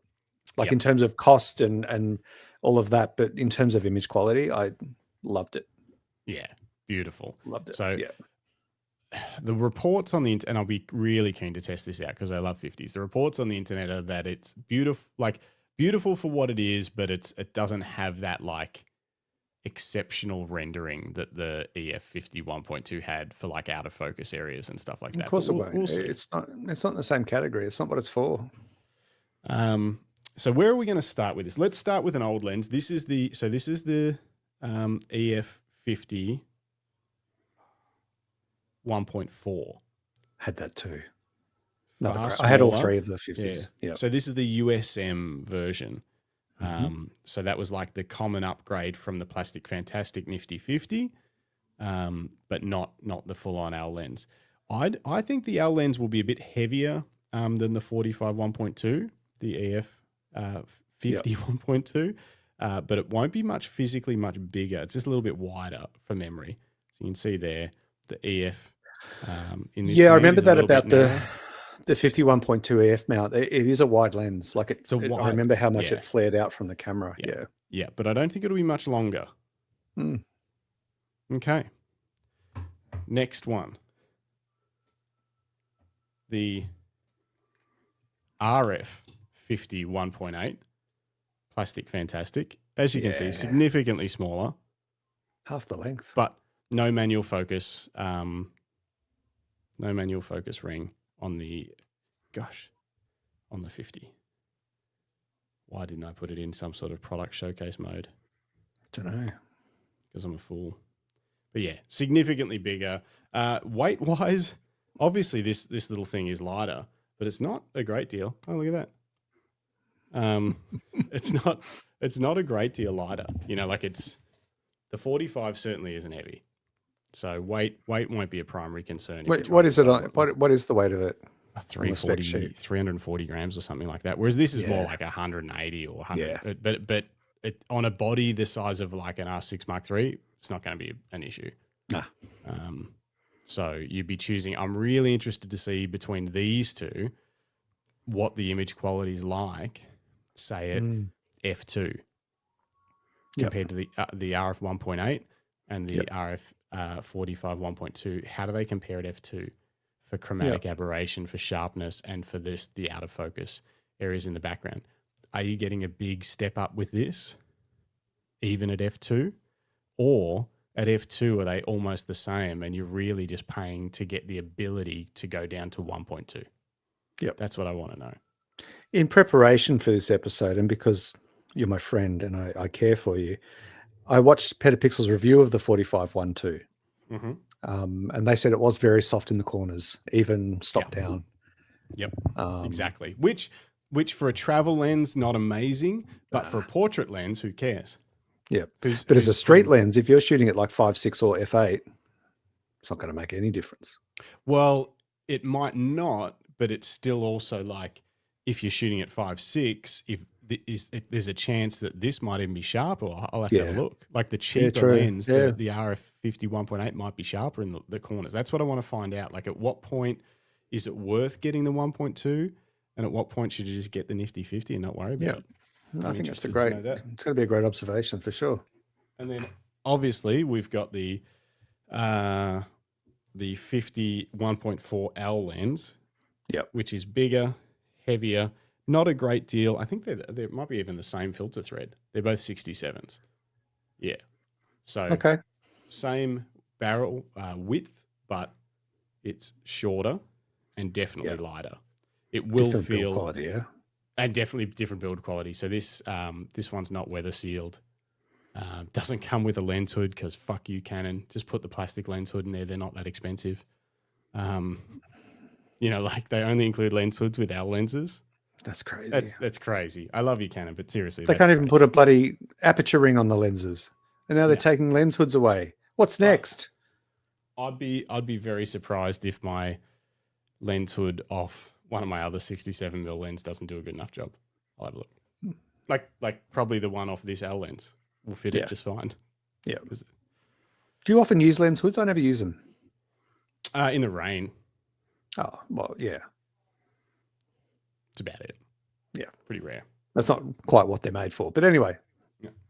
Finally, last but not least, the actual king of 50mm lenses, the RF 50mm 1.2 compared to the RF 45mm 1.2. That'll be really interesting to see just what the difference is. It might be massive. It might be surprising. Triple the weight, double the size, but probably a big difference in sharpness at 1.2. This thing is sharp at 1.2. It's crazy. Oh, sorry. I gasped audibly because I thought Lucinda was referring to a lens. I lost mine walking around the festival this weekend, but lens hood. A lens hood. Yeah. Hopefully it was just a lens hood. Cool. If you lost your lens, lost your shit, neither of those are good. No. That's great. Congratulations. New lens day, new camera day. What a day for you, sir. What a day. Now I've got stuff everywhere and I've got a lot of testing to do. You do. Are you going to film some of that? You're going to make some content for I really want to. TCL viewers? Yeah, I really want to. It's hard to be motivated to, but I really would like to. So again, if there's something specific, don't say I want a review of the R6 Mark III. Tell me something specific you want tested that the average reviewer hasn't done yet. Yeah. Something specific. Yeah. And maybe we can just have a live chat about it. Exactly. I'll definitely be doing the test and talking about it on this podcast, but I should probably film some content because they got, the R5 Mark II autofocus test has got like 15,000 views. Yeah. So it's been the video you did about that tricky hot shoe cover that they put on the R5 II. Yep. That's still getting comments. Because I was going through the comments this morning and someone was still commenting on that video from how long ago was that? It was like 12 months ago. Yeah. Whenever it came out, it was a while ago. Yeah. Wow. So you got a big haul from the folks at Canon today. Sure did. Paid for every single thing. Unfortunately, I'm not an influencer, so I don't get free. Yeah. Well, but you still got pimples, but you're definitely not influencer age anymore. No, that's right. I don't think influencers have pimples. They all get filtered out. Yeah, they do. Check out this paper. Professional studio finish photo paper with superior vividness. I like vividness. Love vividness. Oof, that's glossy. I don't think I'm going to like that very much. I like, Yeah, I don't like fully matte paper. It's the blacks always look a bit muted to me. I'm not a fine artist, but this is Extreme. yeah. It seems a bit. Oh, it'd be good to extreme. play with. We'll see. Anyway, Do a test print. Well, you know what I was thinking? What were you thinking? I was contemplating printing a photo that someone submitted tonight on this paper. All right, but before we do that, because you've spent 2 weeks complaining about the calibration of your printer, have you sorted that out? No, but I've got some photos to show you my progress, and That's good. and we can talk about that as well. Can you not just do a hard reset and just go back to the beginning? And Oh, I'm fully back to the beginning.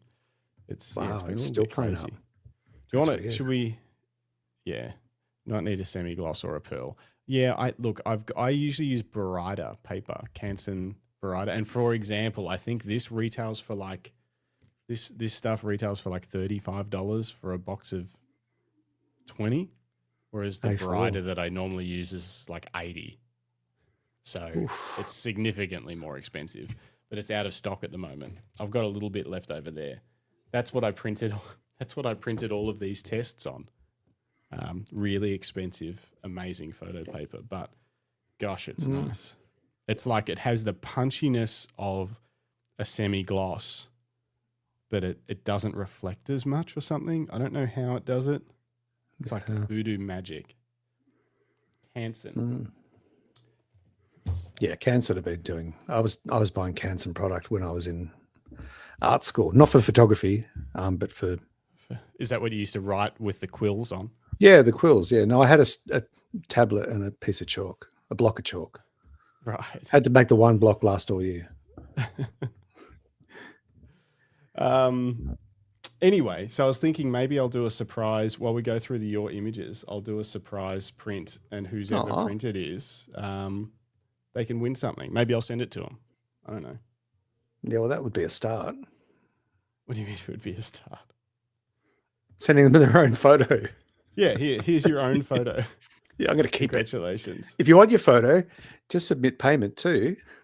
Because also there's a solid chance that it won't come out well. Yeah.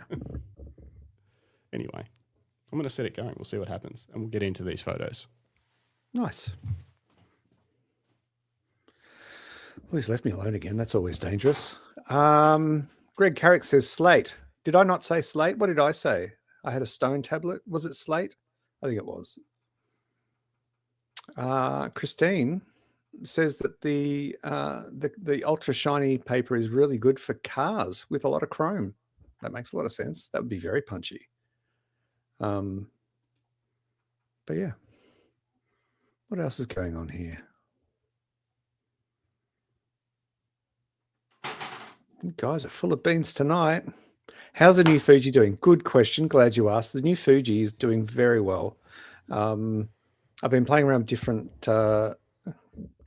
autofocus settings. I've been mostly shooting with the 27 f2.8 Pancake Prime, which I love, but I'm going to change things up a bit and go to a 23 f2. Ooh. Whoa. So that's my next. I might head out tomorrow for a little walk. If the weather gods are kind to me, and obviously I've got those black mist filters coming. They've already shipped, so they should come in the next day or two. And yeah, I might get out one night. Well, actually, I'm going to the alpaca event on Thursday evening, so I'll get some shots for that to show you guys. But I might also hopefully have the black mist filters by then. And I can take them out and get the Ferris wheel lit up and stuff with the black mist filter. There's a huge Ferris wheel above Docklands where I'm going. So you've been doing well, GC. Well, thank you, GC. I appreciate that, mate. I've been really enjoying the process, and the experience has been wonderful. And I'm finding my fitness levels and my energy levels are going up, so much so that I had a fall. But we'll get to that later. But yes, I have been enjoying the street walks. Yeah, you've been crushing it. Thanks, man. Means a lot. Yeah. The photos have been, I think the photos might have leveled up. I feel like, I've had a couple of banging days. You've unlocked a new a new level, I think. Yeah. You'll have been hibernating for a bit. So maybe that hibernation process was more of a, rather than a grumpy old bear coming out of a cave, it was more of a butterfly bursting forth from a chrysalis. I like that better. What's a So I chrysalis? was a slug. Now I'm at least a moth. So, Yeah, I don't know whether, and speaking of slugs and moths, do you think, is it possible that somehow macro has helped reinvigorate your street photography? Not directly, but indirectly getting out with the macro lens, because I just wasn't feeling it for street. And then, I got the macro not long before we went to BFOP, and then I did some macro at BFOP, and I love the results I got from that, because it's, it was beautiful, bright, lots of beautiful flowers and stuff going on there. I think that just encouraged me to pick up my camera again, if anything. Yeah. It really got me out of the house, walking out the gate, heading down to the park, just getting out. And then, we've started getting better days with good light. And I've just been, David said that my enjoyment is showing in my work, and I'm loving it. I am enjoying it. The other day I went out for a walk, and despite my tumble, I then powered on for another 3 hours, and that's fairly unusual for me these days. So really enjoying it. Speaking of your walk and tumble, should we just move on to the Your Images section, and you can have a little bit of a chat about your walk and tumble? Sure, why not? Okay. Got to play the jingle. Okay. Wait for it. So many moving parts for you. There is. It's harder than you could possibly imagine. I love your work. So yes, I did go out. Did you want to bring up some of my images, or do you want me to bring them up? No, I've got them here. All right. So I went out last Friday, pretty keen, woke up, light was gorgeous. Got out the house early. So Brendan went off to school, and I left, and someone got me a beautiful gift. It's Tony. Hey, Tony. To buy a coffee while he's on a walk. $7.99, Tony. That's epic. Although I don't think that'll cover a Melbourne coffee anymore. I think it might get maybe a small black or something. If you want milk, it's probably $13. But I appreciate it, Tony. Thank you. Thanks, Tone. You driving your sim? Yeah, what are you doing? Anyway, so I went out for a walk, headed straight for the city of Melbourne. Walked around the CBD, beautiful light, as you can see. That was really punchy too, a very contrasty morning. I got out super early, and so it was Friday, the city was busy. Lots of nice tonal values everywhere, but very sharp, very, very sharp angled shadows, which I made the most of. Yeah, you really, can see blocking her eyes. Look at her. That's how bad it was. Yeah. It looks like she's wearing sunglasses and had to block her eyes. Yeah, that's how bright it was. It was like, nuclear holocaust bright. Gosh, that's next level. It is, yeah. And so anyway, I was walking up Flinders Street, because I always duck down to Graves, have a little squiz down there. And I came out of one of the new metro, because they're just doing the new metro train system in Melbourne, which opened yesterday on the weekend. I didn't go down there, but I'm going to go down maybe tomorrow. Anyway, what is it, like 3 or 4 new subway stations that are all state-of-the-art, high-tech, very Japanesque, apparently. Like Japanese, some Japanese train stations are phenomenal. Anyway, I keep digressing, I'm sorry. I was crossing Flinders Street to go outside, like where that Elizabeth Street junction is, to go towards Flinders Street and then walk back with the crowd whilst photographing them side on. So they were walking directly into towards Elizabeth Street, and they had beautiful shadows and light on them. They're coming out of a very dark shadow. And I thought, if anything, I was going to fall over there, but I didn't, because I was sort of sidestepping as I walked. And then I turned around and headed for the footpath, because the man was flashing red. And I looked up, and there was a Sony shooter, and I felt sorry for him. So I gave him a smile and a thumbs up. I took his photo, actually. And I gave him a smile and a thumbs up. And I said, poor you. And then I tripped. So I was acting uber cool. I was like connecting. I was vibing. It was like an influencer style man standing there with a camera, with a Sony camera, and I tripped. And I went down pretty fast and hard. I had my Lucky Strap Slim 30 camera strap around my neck, sort of over my shoulder, and I had my camera in my right hand, and I went down and I landed on both my knees and my left wrist pretty hard. But my camera stayed in the air the whole time. Yes. That Like was a, very like good. like when you fall into a pool holding a beer Or a camera. or a cat. No, mine went under. Well, But that's yeah, it's just impressive. like that. Yeah. So I fell and one of my earpods popped out. I was in the middle of a very good new Florence and the Machine album. I highly recommend it. And that went bouncing across the footpath. And then these two guys came up and went, "Are you okay, brother?"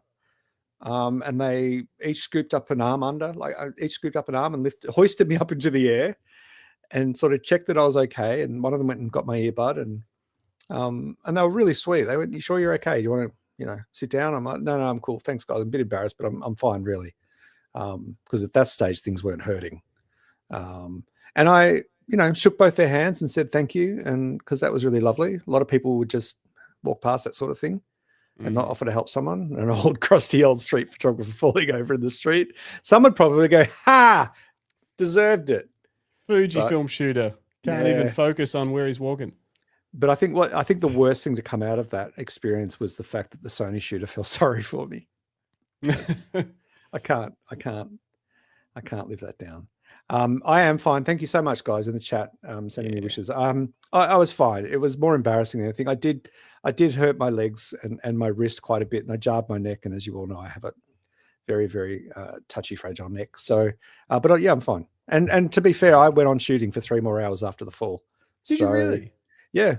Yep. Just wow. kept Nice powering. work. The light was just calling. It was so beautiful. It was such a beautiful morning. And I managed to capture some shots that I'm really, really happy with. And there's a lot of good energy in the city. But yes, I'm glad the camera would have been so upset at my brand new camera. Imagine. I couldn't tell anyone if it happened because I had a Lucky Strap on. That would be terrible promotion. No, but it's quite the opposite. You got a brand new Lucky Strap last week and it literally saved both the life of your camera and your life. So that, folks, is a brilliant segue to remind everybody that the sponsor of today's show is Lucky Straps. Head to luckystraps.com, use code Greg, I fell over, and you'll receive a sweet, sweet discount off your Lucky Straps. Don't use that code. It doesn't exist. You can type the I fell over just in your heart. Actually. Yeah, do it in your heart. Go on, buy a strap for Greggy. He's clearly needs help. Needs some sort of mobility scooter. Yeah, I was going to say we'll get him a walking frame. If we get 20 sales with code Greg, we'll get him a walking frame. But it is a bit of a wake up call because I remember thinking, hearing from mum and dad, your nan's fallen over in the supermarket this time. Nan used to fall over all the time, and I thought, that must just be old people, and here I am having a tumble. And I'm in my 50s now, and it just made that little leap to you're getting old. But it might have just been. I mean, I fall over sometimes. No, usually I'm on a bicycle or something stupid like that. But actually that's not true. I've rolled my ankle getting out of the van, and I went down like a sack of potatoes. That's a high step, though. It is a high step. It is a very high step out of that van. I jump out of there. I jump out of there every time, and one time there was a angled piece of concrete I wasn't expecting to be there, and I just went down, down, down. So it happens to all of us. It was not after a few. Thank you very much. It was in the morning. Yeah. And fair comment here. I don't know where that Sony shooter was. He on the grassy knoll? Yeah. Did he fall or was he pushed? Yeah. All right. We better get into these images, but these were great. They were a great set. Let's just go quickly. Oh no, what's happened here? We'll quickly go back through them. Hopefully this works. Yep. This shot isn't anything in particular. If you just go back to that one, but the Melbourne sign in the background, and it's just a very typical Melbourne street, Melbourne morning in the city. You got beautiful punchy light. You got lots of people in black. Yeah, Melbourne. It's just a Melbourne street scene. Yeah. Wearing black, holding coffees. It's Melbourne. Yeah. Yeah, great shots. Yeah, I was really happy with them. It was fun. All right, just quickly. I'll quickly just show you through the print files I was looking at. Let's not keep this for too long because these are just a few random photos of mine that had colors that I was having trouble with. Cool. But we won't drag on for too long. There we go. So I printed tons of these, not just one image, but various images. This has reds in it, blue sky, but I was having particular problems with the green bag or greeny blue showing up as bright green. And I can show you that in a later frame. This particular image, which I shot, gosh, I can't even remember where, New Zealand, on the coast somewhere, West Coast. It was printing with a much more vibrant and like purpley sky. Almost like a HDR. Yeah, like you won't be able to see it obviously because the different lighting and the exposure is all off and whatnot. But it's like you can kind of see it on that angle. But I was like, it didn't look that sunsetty when I took this photo. It actually looks better, but not right. And then, I was just picking sort of some random shots. This one had particularly a lot of trouble with the blues going Gosh, green. look at that scene though. Yeah, New Zealand's beautiful, isn't it? That's crazy.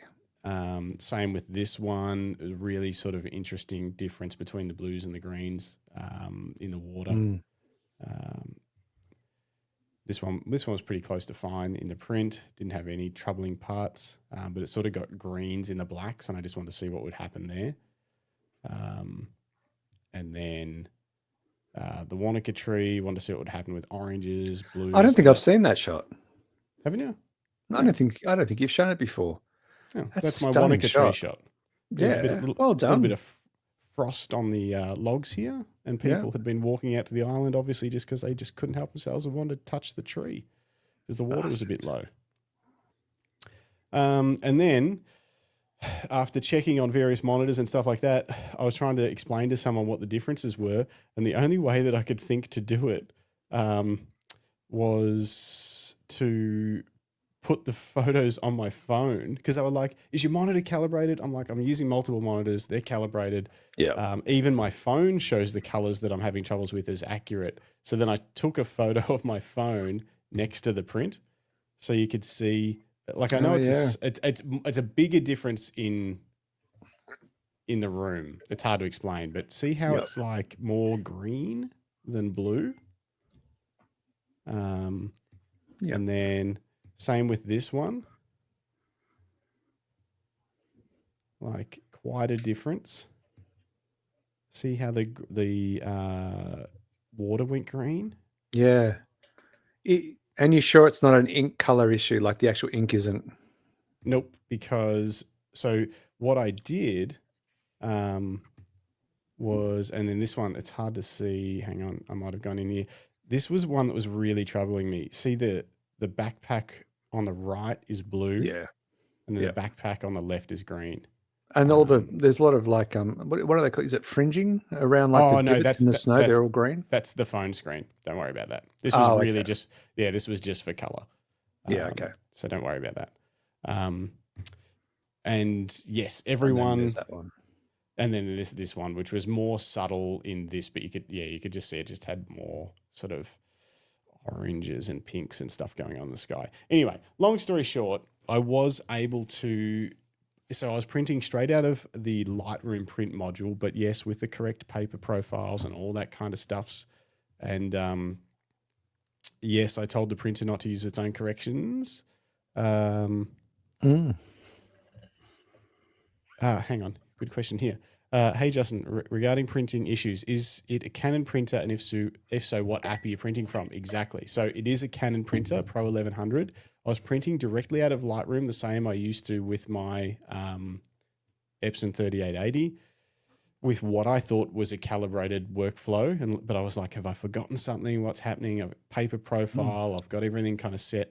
But then I printed the same files direct from Canon's professional print and layout app, which is literally just an app. So it's double handling. You've got to export the JPEG out of Lightroom and then drop it into this print and layout app and then print it. But they came out very, very close. So anyway, that's my story so far.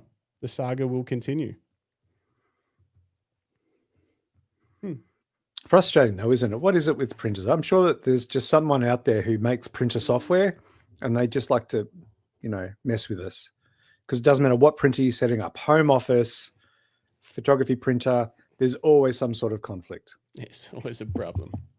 Anyway, now that I've got this Canon print paper, I'll do a little bit more testing. I'll see if I can get it to work through Lightroom using the Canon paper and see if I can sort of start to remove some potential issues. Greg Carrick, F you. It's your camera. Try a Fuji. No, it's not. Yeah. And LTK says, are you using the Canon Pro Print app? Yeah, that's what I'm using now. So I've found a solve, but I really liked printing from Lightroom. It was fast. You didn't have to export and then go through another process. Like it just seems a pain. Weird. I'll see if there's a plugin maybe for Lightroom with Canon software or something, but you shouldn't need that. Like it's got the ICC profiles in it. It's all soft proofed. I don't understand what's going wrong. It's a Lightroom issue. I had exactly the same problem with black and white. You have to print from the Canon app. And see, that's the other thing. I was having issues with black and whites being weird, just doing weird stuff, not looking the way that they didn't have the right amount of contrast and the blacks were odd. Lucinda's been using Photoshop and it's worked fine with my Canon. That's okay. That popped up. Okay, apparently it's a known issue. Gosh, no one told me that before I bought the printer. Yeah. Maybe it's a Lightroom issue, not a Canon issue. But anyway, okay. Let's get into your photos because it's getting late. Who we got? Let's start in alphabetical order with Andrew Connor. I'll leave that one up while I bring up some emails. I'm going to try and bring up people's emails while we go. Yeah, okay. A couple more from me. These are from New Zealand trip in 2020, just before the C word hit. Oof. Don't call them that.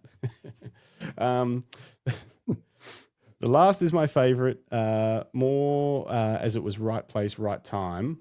That'll actually be the next image I pull up. Okay. This is lovely. This one. What? I left a glacier area early one morning to go to Wanaka, which was a mistake. As driving through the mountains in the dark, rain and fog, I lost my nerve early, pulled over into a random driveway on country road and waited until it was light. And then when the light came, I found myself in the perfect spot for the sun to hit the mountains with snow and ice. Oh, how good.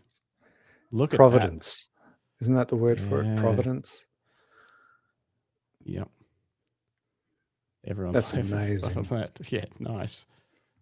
Wowzer, stunning. Ooh, that's nice. Yeah, everyone's loving it. It's a beautiful shot. Yeah, right place, right time, great photo. All of the above. Better than the tree, exactly. Better than there's no other way to explain it. It's better than the tree. Unforgettable moment. Nice catch. Yeah. Champion shot. Yeah. Okay. Very good. And then finally, hang on, what else we got? One more here. Split apple rock. Just a cool I've never seen that feature. And I like to think the bird managed this. Blah blah blah blah blah. Where am I? I can't even read. Lucky timing. And Diamond Lake is the other picture. You can't take a bad photo in New Zealand. When again in 23, can't wait to go back again. Yeah, exactly. Epic shots. But yeah, this one's that's a banger. Yeah. That's very cool. And I love the story and experience behind it. It would look great printed. It would look great printed. If only we had a printer. If only. I've got one. Who have we got up next? We have, because we're going in alphabetical order, the one, the only, Bruce Moyle. Hey. From Saturday shoot before my workshop. Keeping the more MA rated ones away from the socials and ban hammer. Wow. Oh, I love the shapes. I need to make this bigger so that I don't know why it keeps doing that every time I open it. That's better. Yeah, that is beautiful. You can't. Did you also send the red one with the same model? Yes. Yeah. I'm about to show you the next one. Tell me if it is or not, but it is beautiful. I don't know what the texture is and stuff, but it's wow. Oh, I haven't seen that one. Oh gosh, Bruce. Wow. I don't know how you do this. I guess I need to get to one of your workshops. Yeah. Lots of charcoal is the texture. Yeah, epic work. Yeah.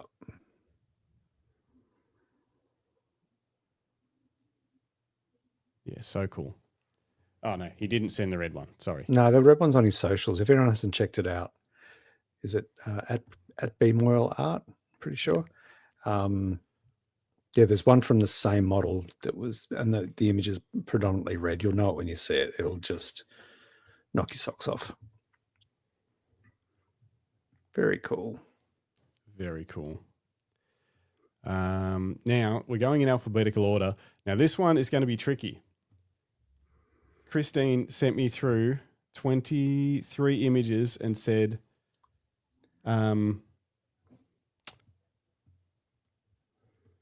I don't like culling. So you've got to do it. Well, I was going to pick some, and then I was like, I don't know. I picked some. I changed my mind a couple of times, and then I decided, you know what? Let's have a quick look through them, All right. and then let's pick like 3 or 4 that we would be like, say if you were entering a comp or something like that. They're the ones, and it's not to say some aren't good or are good or whatever, but just the ones that tickle our culling. fancy. Yeah. Just culling. All right, let me just get this. Now, and they've all got stories. I've got stories from all of them behind them, but we'll just check some of the stories from the ones that we decide. Yeah, okay, All that's a good idea. Yeah. I'm going to go through them. I'm going to go through them fast, and then we're going to pick like 2 or 3 between us. No blinking. We'll agree on you'll them. miss it. All right, we're watching. Look at that. I like that one straight off the bat. Yeah. Beautiful shot. Just quickly though, these first few are the Glenfinnan Viaduct. Oof. Oh, and then in Scotland at Aileen Donnan, this one is. Right in the morning. Beautiful light. There's a couple of shots there already that are sort of similar but both good. Yeah. And then oh wow. New location. Gosh, Greg's gonna have trouble here. I'm gonna keep moving fast. Yep. Oh, that's so cool. The Kelpies in Falkirk. They're not kelpies, they're horses. Just a quick line from this. Holy shit balls, those ponies have got some size. Morning light for the win. The bridge that I love. The bridge that needs no introduction, but is sometimes called London Bridge. It's the Tower Bridge.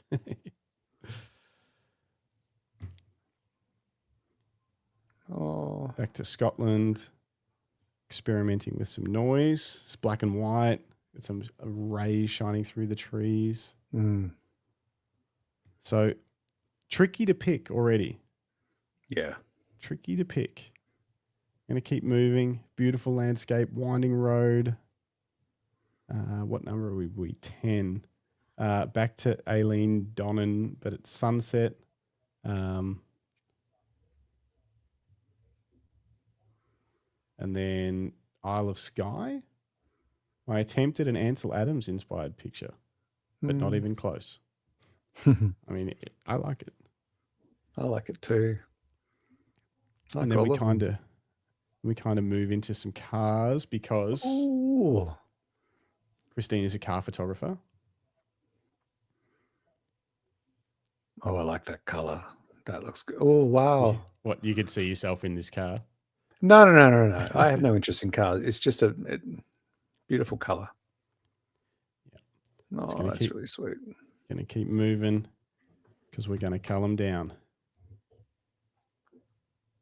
I do like that. Oh, that blue car is Christine's car.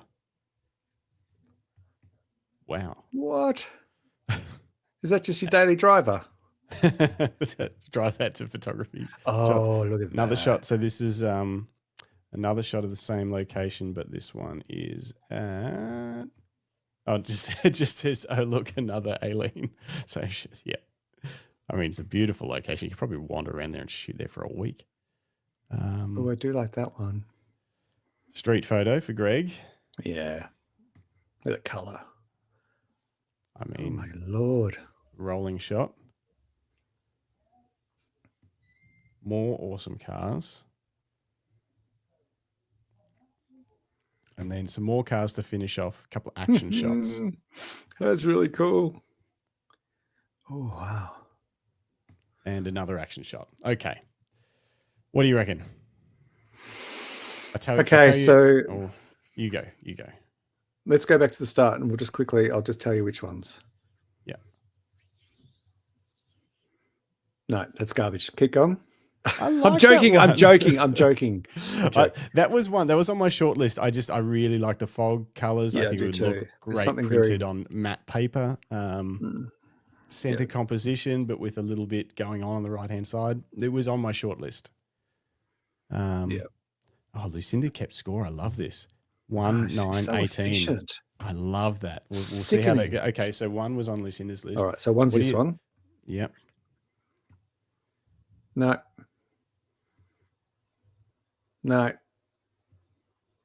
This. Yep. 4. Yeah. Okay. I prefer it with the landscape feeding into it and the reflection. The wider shot leading into it, and you've got a lot of lines. I think all the lines are leading into that center of the frame.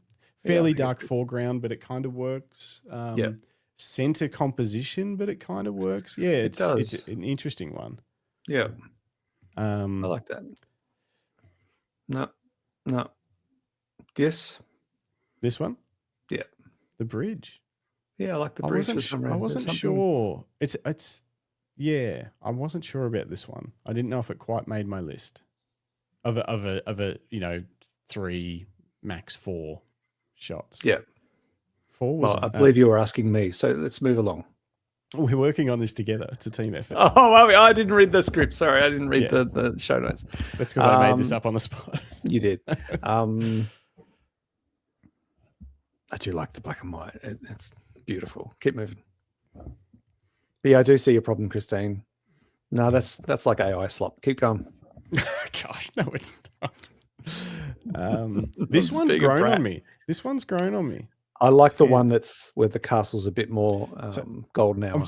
I just want to go back. So, the one that you called AI slop, that's the one Lucinda's got on her list of 3. 1, 9, 18. This is 9. Yeah, this one's grown on me of the castles. I'm not sure. But I think the final one is the one for that, which is 17. Would be great in black and white too. What about this one? 11. I do like it, but it's not in my top 3. Okay. Oh, I've got to have a car one too. Shit. You don't have to have anything. You just need to pick 3. And you've already picked 1 or 2. No, keep moving. I do like this. If I had a classic car or a hot rod or whatever, it'd be that one. This one, I like this one. Yeah, I think this photo's on my list. Yeah, so I think that's beautiful. Oh, but then that's so good too. I like the orange. Oh, I see the problem, Christine. You're just too good. Doesn't matter what you point the thing at, it's working out. That rolling shot's great too. They're all good. All right, so I'm going to quickly do mine. Is the rolling shot? Yeah. For me, it would be the rolling shot. Yep. So number 19, 17 for the one shot of Aileen. So then we've got a car and we've got an Aileen shot. I don't know if I know if I'm pronouncing that right. And then for something different or something, what else would I put in? Yeah, maybe this one. That would be or this one or number 1.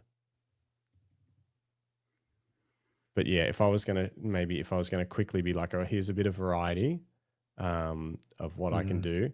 Maybe this, and then this beautiful shot. I think I like that it shows the profile of the landscape framing the castle Yeah, you with would the like that. bridge. You can don't see like more things water. being cut off, do you? I just think it show if you're trying to show that whole scene in one photo, it does a really good job of it. Yeah. And then if you're going to take photos of cars, I mean, if you can take a photo of it rolling, then even better. Yeah, it's a fair point. So I'm happy with that. But I mean, they're all It's subjective. but they're also compelling. Like every shot makes you stop. Yeah.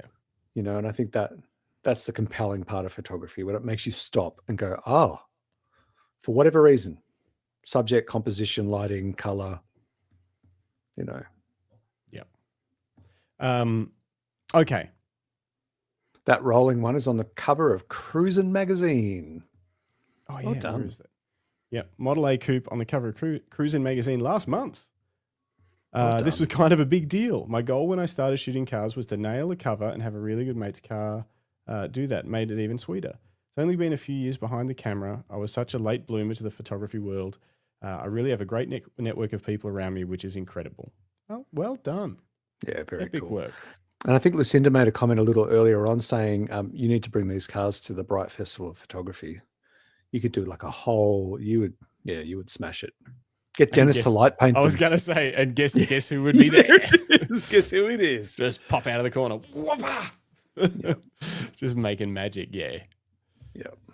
All right, we better keep moving because that took longer than I thought. That was a little bit out of nowhere. If you'd like us to cull your photos, please don't do that. No, it was fun doing that for you, Christine. But ideally, please send us I don't know, 3, 4, 5 photos, unless it's some sort of set or something. Yeah, like but a storytelling series. I did actually enjoy that, and I could have just picked a couple, but I didn't because I thought that would be fun. Yeah, it was cool. Great shots. Really, really cool. All right. Some images coming up next. Hey. From David Leparati. Says, I thought you might like some more RAAF aircraft images shot on film. Always. Always. Image number 1, RAAF 75 Squadron Mirages over Penang Island, Malaysia, 1986, shot on a Mamiya M645 with power winder grip and 80mm f2.8 standard lens while flying in a Learjet. Of course. Okay. Because I wish I had a caption like that for just one of my photos. Yeah. Other than photograph from my Mercedes Sprinter van. Yeah. Shot on auto with Canon R6 Mark III. Oh, no. What were your settings? A+. All right. Image number 2, Mirages and Learjet. 1986, shot by RAAF pilot flying another Mirage with us. That's cool. So that's what you were in, like a rich person's plane. Yeah, it's like a scene from a Bond film or something. Where It is. You know, the Learjet gets either escorted or threatened taken by hostage the fighter or jets. something. Yeah. That's amazing. Oh, we dream. Image number 3, RAAF 77 Squadron F-18s over Port Stephens area, North Newcastle, 1987, shot on Mamiya M645 with power, winder grip, 80mm f2.8 standard lens whilst flying in an FA-18, sorry. That's a beautiful shot. That is a beautiful shot. Look how sharp it is. None of the aircraft are crossing into each other in the composition. Everything's just, like it's perfectly framed. Yeah. Love it. And the angle of whatever's going on the ground, like it's all leading kind of There's along, some lines. Yeah. Beautiful. Yeah. Very cool. Image number 4, RAAF 77 Squadron F-18s over Port Stephens area, North Newcastle, 1987, shot on Mamiya M645 with power winder grip and 80mm f2.8 standard lens whilst flying in an FA-18. I should have just said the same as the previous one. Sorry. It's okay. It's my bad. Oh, that's true, Tony. I did photograph an off-road race from a helicopter. Okay. I could do. It's not as cool as this. It wasn't on film, but yeah, I do have a caption like that. I should try and find some of those photos. That's cute. I think that's really cute. Yeah, thanks, Tony. Thanks for the assist. This is a beautiful shot as well. Yeah. Yeah. Epic. Gosh, so much fun. And then a proof sheet, RAAF, squadron over Port Stephens, North Newcastle in 1987, all shot on as above. Oh, that's awesome. That's Love the very proof cool. sheets. Yeah. Thank you so much for sending those through. Oh, that's for the next BFOP, an aerial workshop in jets. Yeah. There we go. With Dennis light painting hanging on a tow rope behind one of them. With his skin pushed back. Yeah, yeah. I like when you see those skydivers and their skin's all kind of waving in the that'd be good. Epic. Well, David, you've somehow outdone yourself, which I didn't even think was possible. Yeah, well played. Epic sir. shots. Well played. Well played indeed. And who do we have next? If my alphabet knows what it's doing. Bruce says, finally something better than the big bad bus trip. Something bigger than the big bad bus trip. The really, really bad jet trip. Blink and you'll miss it.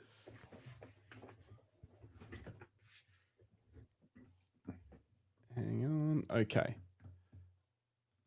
Now, speaking of Dennis Smith, this email subject line was something a little different. Two portraits from 2013 with a 5D Mark III with a 24mm 1.4. Best Canon lens ever made. I wonder if it was the version 1 or the version 2, because I had the version 2 and it was freaking great. Yeah, because you could do that. You could do that and just nail it.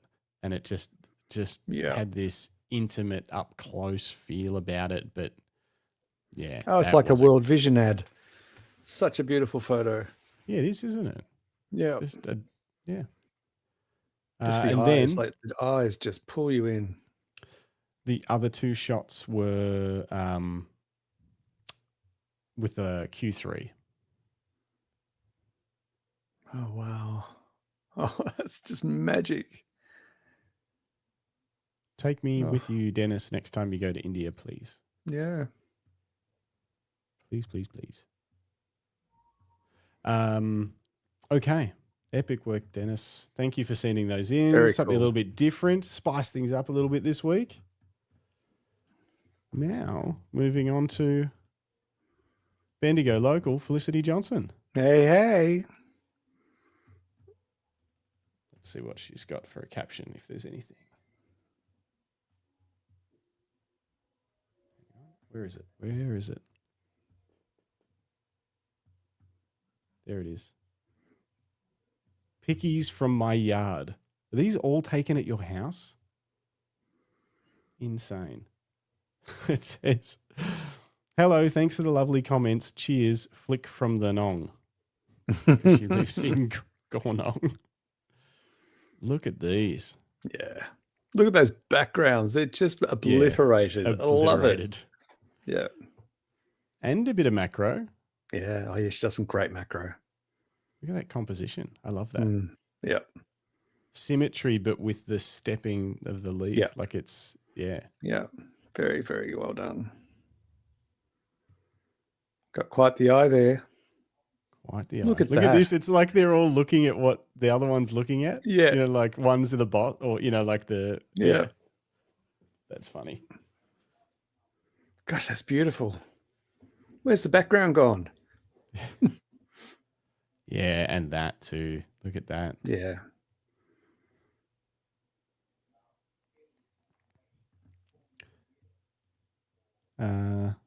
Proximate masked bees. Z8 105mm Cygnus Tech diffuser. Males roosting in my she oak. That's something you don't hear every day. Nope. I've never had a caption like that either. Yeah. Oh, I love it. Hey, Matthew Garberg's in the chat. What's Hey, up? mate. He's getting some rolling tips from Christine. How good. Yes. Lovely macro. Lovely everything, Felicity. Yeah. Well done. Great work. All right. Moving Masterful. along. Masterful. Moving along. I think Felicity should be running workshops next year. Yeah, maybe. Greg Carrick. All taken with my Fujifilm X-E4 and 7 Artisan 18mm f6.3 pancake lens. Acros in camera, then grain and vignette added in Snapseed. The ship is the Enterprise and was at Mornington over the weekend. And no, I didn't yell, beam me up, Scotty. You probably should have. Yeah, why not? Oh, I love the contrast. Yeah, you've gone hard. I like it. Yeah. Just And the look. 1-to-1 ratio. Magic. Pure magic crackers. Looks like another century. Does, doesn't it? Yeah, it's really got that. Yep. That oldie worldy vibe to it. Yeah, you've just pushed Look at it right into a completely different look. Yeah, they look like images out of a historical text. Yeah. Not just because of the subject, just because of the compositions and the framing and the use of contrast. Really, really great.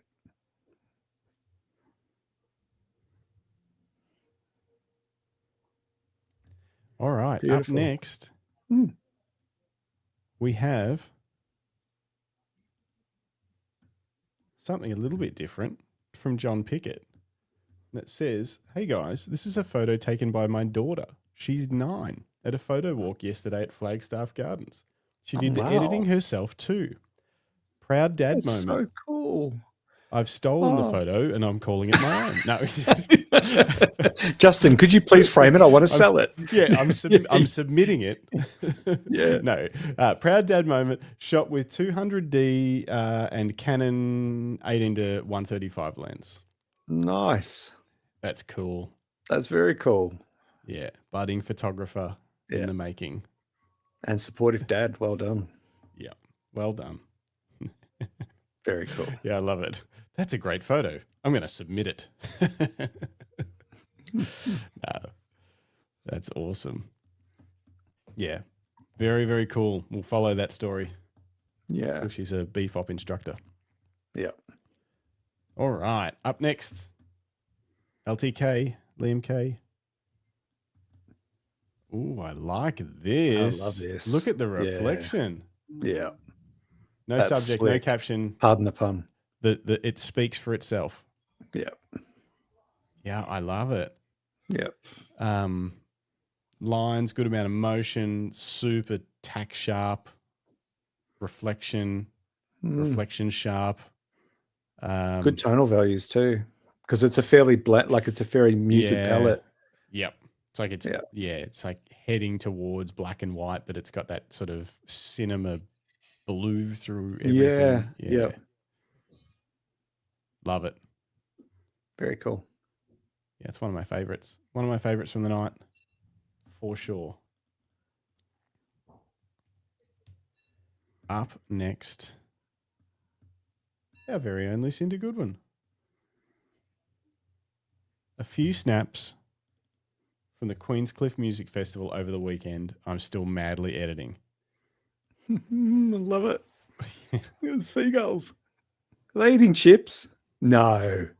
Well, They isn't that what are. seagulls do? Yeah, I know, but who brought chips for the seagulls? I don't understand what's happening. It's like a fever dream I once had. It's the silent disco guy. We know that guy. Yeah. Hey, I know you. He's the guy. Oh, that's so cool. Look at the kids. They're into it. I love that. Yeah. Not a screen in sight. I don't know. One of them's like, really? Are we doing this? Yeah. Just quickly, just to cap off from LTK's drifting photo. It says went to a drift event and it decided to rain. Okay, so it wasn't like you guys wet the corner to make this happen. That was just what was happening. Because it does look like a movie still. And Wouldn't you want it to rain for a drifting shoot? I think you Tokyo would. drift vibes. Yeah, I guess. Yeah. Except then you don't get the smoke. Yeah, true. But you get water spray, so I guess it's And you get epic skids. Yeah. Yeah. Okay. Oh, so Lucinda says they purposely harass anyone that has chips because they're seagulls. That's funny. Or do they use the chips to harass people? No, I think they're harassing people that have just got their chippies. Chippies. That's I great. see. Look and at then that. the live music shots. Yeah. She knows how to do it. Yeah. Just get the moments. Yeah. Oh, Yeah. yeah.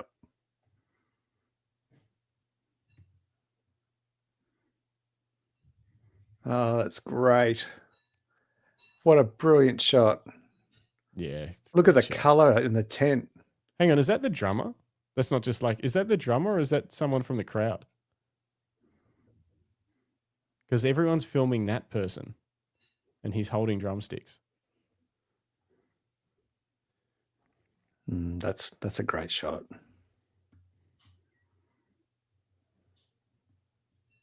Yeah, epic work. Yes, it that is the drummer. Yeah. Awesome. That's very So cool. good. Keyboard there's one- player. There's one missing. There's one missing that didn't download, Lucinda. I don't know why your files sometimes just don't download. I don't know if there's an easy way for me to make that happen. Canon shooter. It's not that. Oh, no, that doesn't work. Damn it, I did this last time. Cover me, Greg. I'm trying to fix something. Well, Lucinda pointed out that it's the keyboard player from the gig is on the bottom Oh, that's cool. and the artist is on his shoulders. Is the artist the drummer? Where's the drummer, Lucinda? Who's the drummer?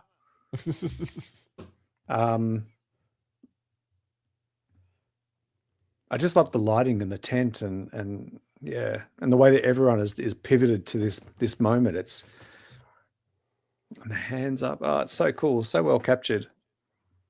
Got to be there. Got to be ready. What is happening? Was this at a recent festival? If so, which festival was this at? There's no drummer. Oh, I know I don't like the photo. The band is called the Pierce Brothers. Are they brothers? Are they the brothers? Are they both called Pierce? See, you're not giving any context to this story, and I'm doing a terrible job of filibustering. Yeah, I want to know which. Greg. Thanks, mate. And Christine says, I miss festivals. I've never been to a proper... Oh, no, I have. I've been to one music festival. It was a heavy metal music festival at Calder Park. It wasn't really a festival. We didn't have festivals back then. It was more of a fever dream, to be fair. What are you doing, Justin? Trying to find... How is this entertainment? Trying to find Paul's images. All right, you're doing the images next Monday. We'll see what happens. No, we will not be doing that. You will have no chance. Not. No, we will not do that. That's not in my contract. This is Paul Carpenter. This is from the eastern tip of Oahu, which I've been lucky enough to visit a few times thanks to work. Sunrises there are great and the ocean is wild. I had a favorite rock to stand on, which gave me an elevated position over the small inlet in the foreground. Yeah, that is an epic sunset. That's incredible. Great composition too. Yeah. Yeah. My eyes swirls around the frame.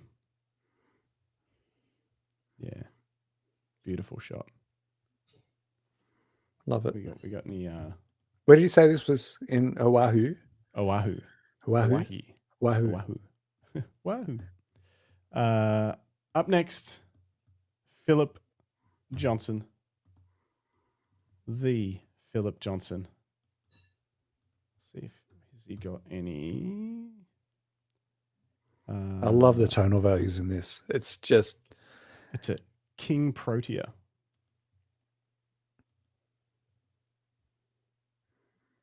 Yeah, it's just crazy. It's almost like it could be the mask of some, like a ceremonial mask or something. Yeah, you know? Keep sort of searching for meaning, and you just get lost in the detail and the tonal values. It's really beautiful. Well done, Philip. I love this. Yeah, I love it a lot.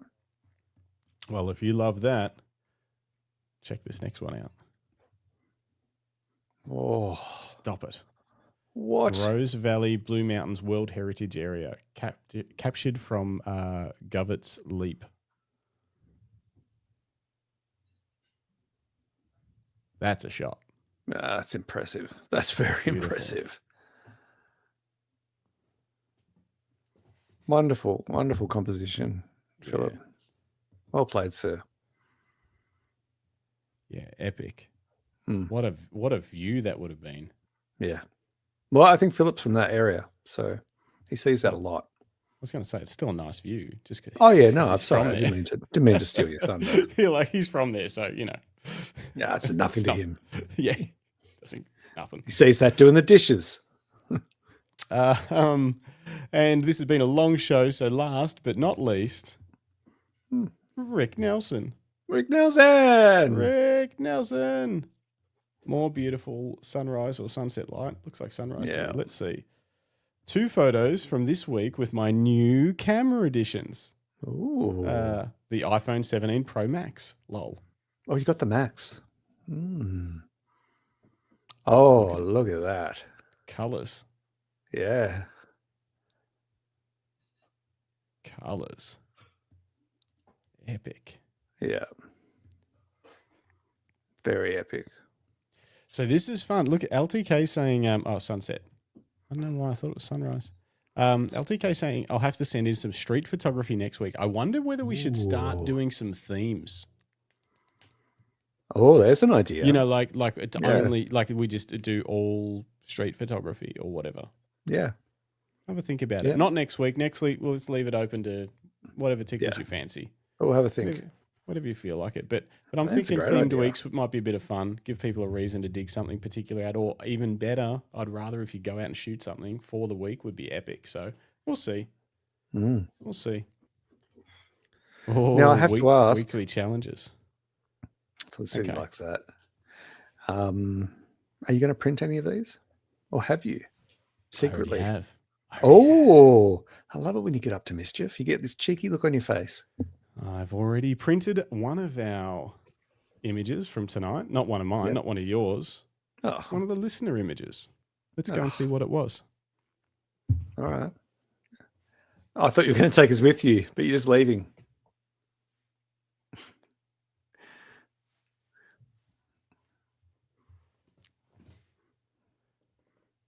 Well,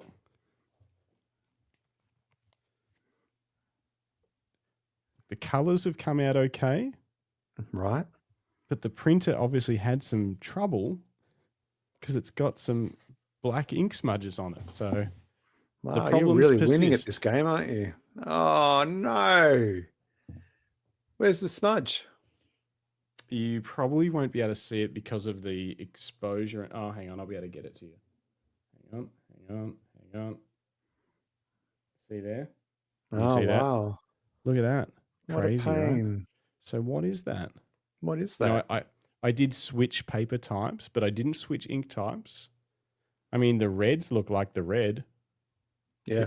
It's punchy. It's the correct stuff, but got those smudges.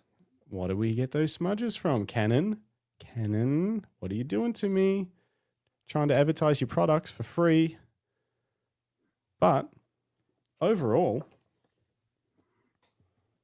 I'm pretty happy with I'll have to have a closer look later. I'm pretty happy with it.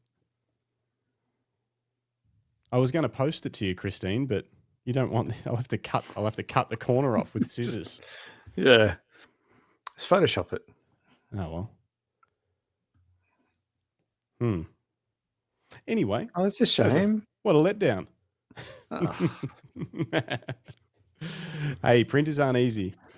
Yeah, clearly. It's a UFO in the sky. You gotta get sorted before the print party. I know. That's what I'm trying I'm coming to work on. to Bendigo just for that. Not to see you or Jim or Yelena or anyone. I just want to print some images. This paper is very glossy. But it looks good for glossy paper. More testing required. Bruce Moyle says Tipex. I don't know what that means, but I agree. It's like liquid paper, like a little brush thing. Didn't you ever use that in school? Oh, no, you didn't. Did you use pens in school? You had liquid paper, yeah? Yeah. You want me to put liquid paper on it? Well, I think that's what Tipex is. Is that what Tipex is? I think so. Is that right, Bruce? That'll look nice. Yeah. When's slide night? Yeah, good question. Yeah, sorry, Tony. Well, it was you and to get my images printed. I don't want to see you. I just want to ride in your racer, your racing sim. You can be there. You don't have to be there. It won't make any difference to me. But yeah, the prints, that's the most important part. Oh dear. All right, let's wrap this thing up. I got to go to bed. Yeah, Early same. night. I did a triathlon yesterday. My legs are tired. You're an idiot. I know. We didn't even show him on the photo. Maybe we'll show him next week. I had to wear a full face helmet. Oh yeah. I left my helmet at home, so I had to wear a full face downhill mountain bike helmet on a road ride for a triathlon. My first and only triathlon that I'll probably ever do. And he did it on an old school racer. I did. To be fair, the helmet he left at home was one of the old orange stack hats. What was the company that made stack hats? Stack Hat. Was That's it why Stack they were Hat? called Stack Hat. Yeah, I'm pretty sure. That's Oh, why I they thought call that them was Stack someone else. Hats. It was a I'm bright pretty orange sure. one. I had one of them. Yeah, same. All right, we better call it. I got to go to bed. Yeah. Thanks, everyone. That was an epic Your Images section. As Greg Carrick says, please smash that like button or just press it, whatever. Thanks, Greg just do it. Carrick. We love you for that. Throw a comment down below if you think maybe themed images might be fun, like themed image weeks. Throw a comment below. What themes do you think would be good? And otherwise, if you are an R6 Mark III owner, or just if you're R6 Mark III curious and you have any questions or things you want me to test, comment below with those. And otherwise, you're all awesome. I'm going to play some we love music. you for it. We do love you for it. Hey, don't forget, sponsor Lucky Straps. Yeah, You make need sure you head to anything, you know where to find us. luckystraps.com. Use Yeah. code Greg. Greg Or took not. a tumble. That's Greg the took a code. tumble. Yeah, Healthy discount. that's right. Otherwise, we'll catch you all next week. Share We the will. show Thank with you, a everybody. photographer, special photographer in your life. Yeah. Let us I'd know love- if there's anyone that you're getting to join up for us. I don't know what that means. Let's just roll the credits. I'm tired. Philip We don't Johnson even have says- credits. He says, like and subscribe, people. John Pickett, great show. Thanks for joining in, John. Paul, thanks, theme weeks is a great idea. Well, let us know. Let us know what you Yeah. want. Matthew Garber, good to see you. Good to see you in here. Great work on the Yeah. video. LTK, thanks. Bruce, thanks. Lisa, thanks. Glad you're okay. Christine, epic work. Rick Nelson, David Skinner, Nighty Night. Greg Carrick, David Leparati. Dennis, good to see you. Who else? Have I missed anyone? Felicity Johnson, Felicity. of course. Tony. I love this comment. Hang Lucinda. on. Oh, this is You can crazy. roost in my she oak anytime, Greg. I don't know what that means. Rick Okay. Nelson, everybody. If I missed you, I'm glad you were here. We'll see you on the next Yeah. one. See you guys. Be safe. Now we dance.